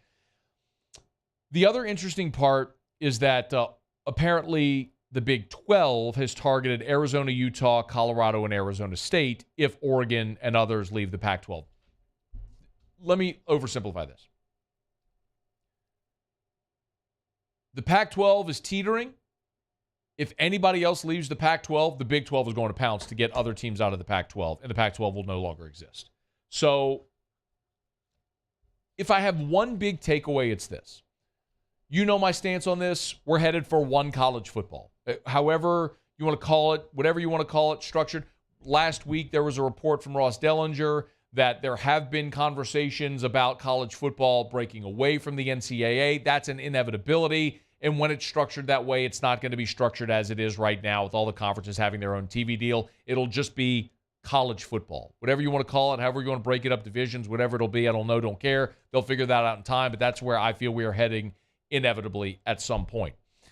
In the immediacy, what this does for the TV deal of the Big Ten, if it happens, obviously is very, very relevant. But Greg Sankey was on the Dan Patrick Show a couple of weeks ago and said that daily, schools reach out to him about membership. Daily. If you are now LSU don't have to worry about this because LSU's lot in life is set, which is a fantastic, stable place to be.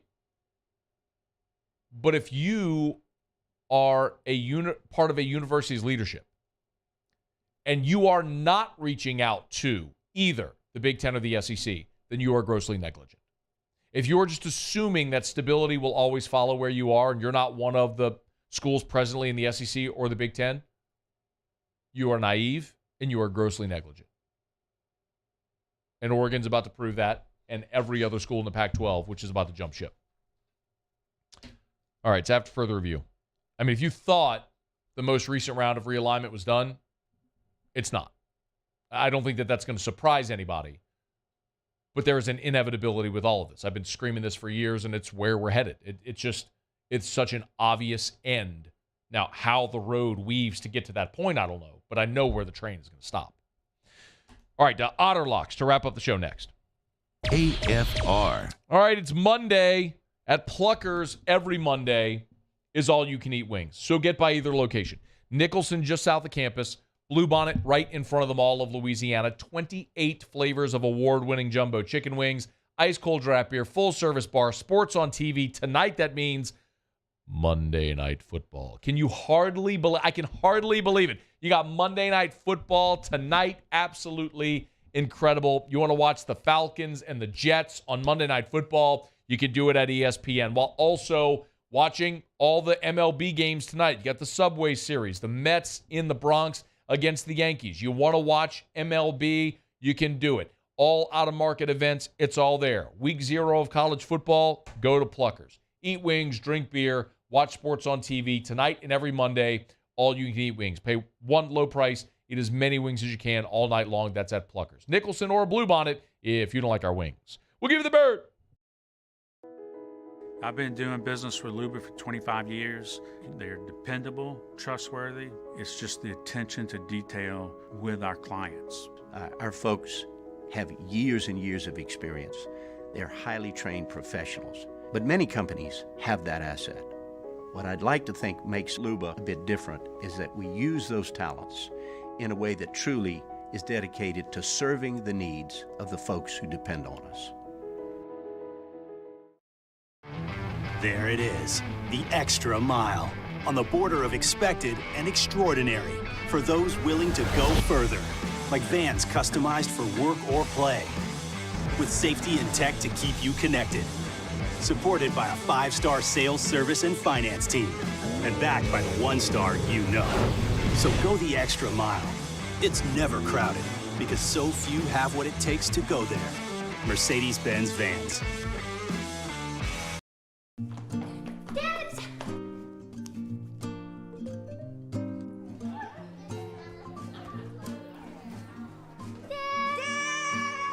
Kids have staked out their place at Ochsner Medical Complex The Grove, where more than 30 pediatricians and pediatric specialists are all conveniently located under one roof, so you can spend less time driving and more time keeping your kids well. Yes! It's no wonder kids call dibs at The Grove. Ochsner Health Center for Children. It's no secret. The best oysters in Baton Rouge are at Jolie Pearl Oyster Bar. Enjoy mouth-watering South Louisiana flavor and oysters from all over the country. And don't forget our nightly drink specials.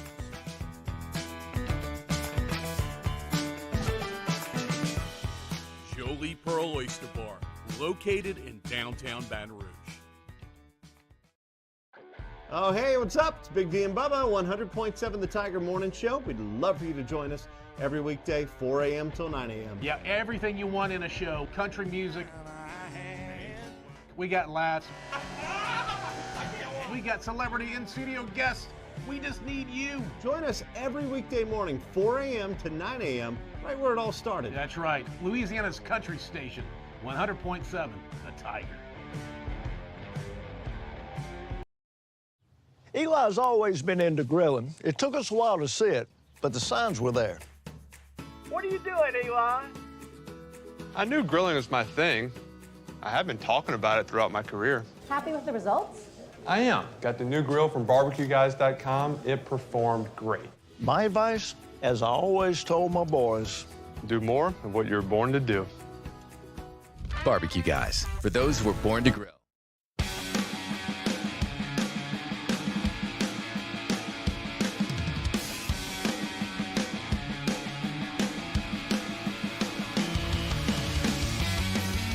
After further review with Matt Moscona, presented by Relief Windows. Windows, doors, siding. Call 288-8138 or visit reliefwindows.com. ESPN Baton Rouge, New Orleans, Alexandria.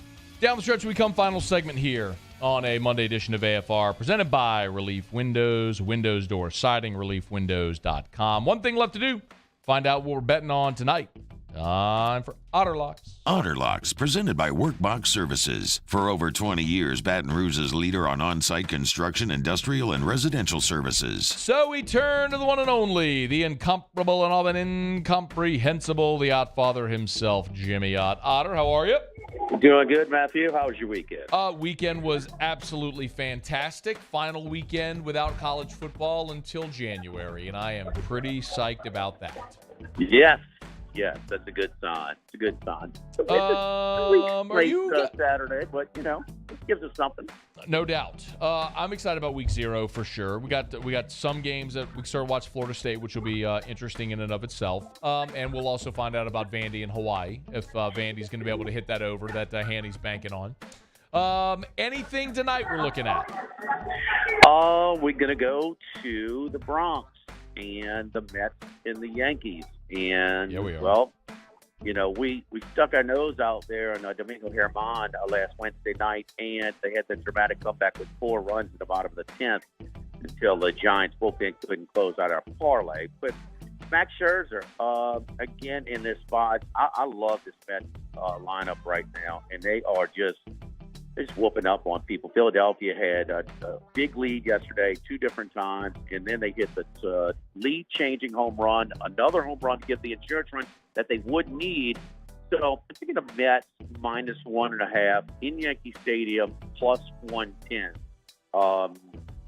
Again, Yankees lineup is not doing a whole lot. 14 of their last 18, and one of those, we talked about that miraculous win against Tampa Bay, and then here comes Mad Max to kind of That's on MLB Network tonight, 6:05, first pitch.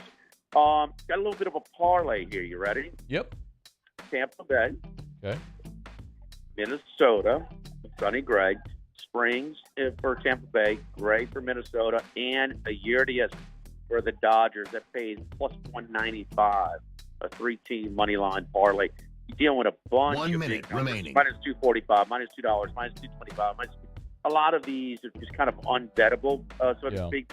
So we're going with that money line parlay and that plus 195. And the Falcons tonight, they are trying to win playoff games. Now, the line moves were in your favor at first.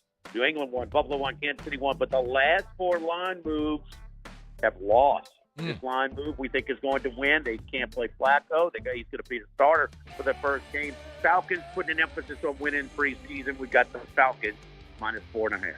All right, Otter, where are you tonight? Poking Hub. Danny's on his bicycle. Come on. All right. Game Time with Jimmy Ott follows us in Baton Rouge. If you're not in Baton Rouge, online at 1045ESPN.com. Thank you, Otter. Have a great show. All right, thank you, Lynn. All right, be well. Otter's got the Mets on the money line.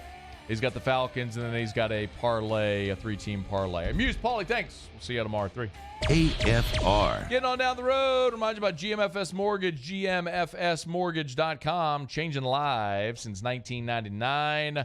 Home buy, refi, construction loans. They do it all at GMFS Mortgage, and they do it better than anyone else in the state. Number 1 in Louisiana among USDA lenders. Number 11 in the country. And it's not just the volume they do, it's also how they do their business. GMFS consistently rated by the Baton Rouge Business Report among the best places to work in Baton Rouge. It's because they're great people that do great business and have for a long time. I've told you my personal experience with GMFS over the years. They like to say at GMFS, we want to be your lender for life. They are certainly that for me and Erica, and they can be that for you as well. Look, maybe cash out refi. It could be exactly what you need right now. Take some of your home's equity, take some cash out, do that home improvement project, whatever it may be you're trying to save for. GMFS Mortgage can help. Check them out online at gmfsmortgage.com. Go back to school in style with the new or pre-owned vehicle from Corval Toyota in Opelousas. It's an easy process, and vehicles are getting to our lot weekly. Make the decision now or reserve your new Toyota today. Come on down to Corval Toyota in Opelousas. That's Happy Town, USA.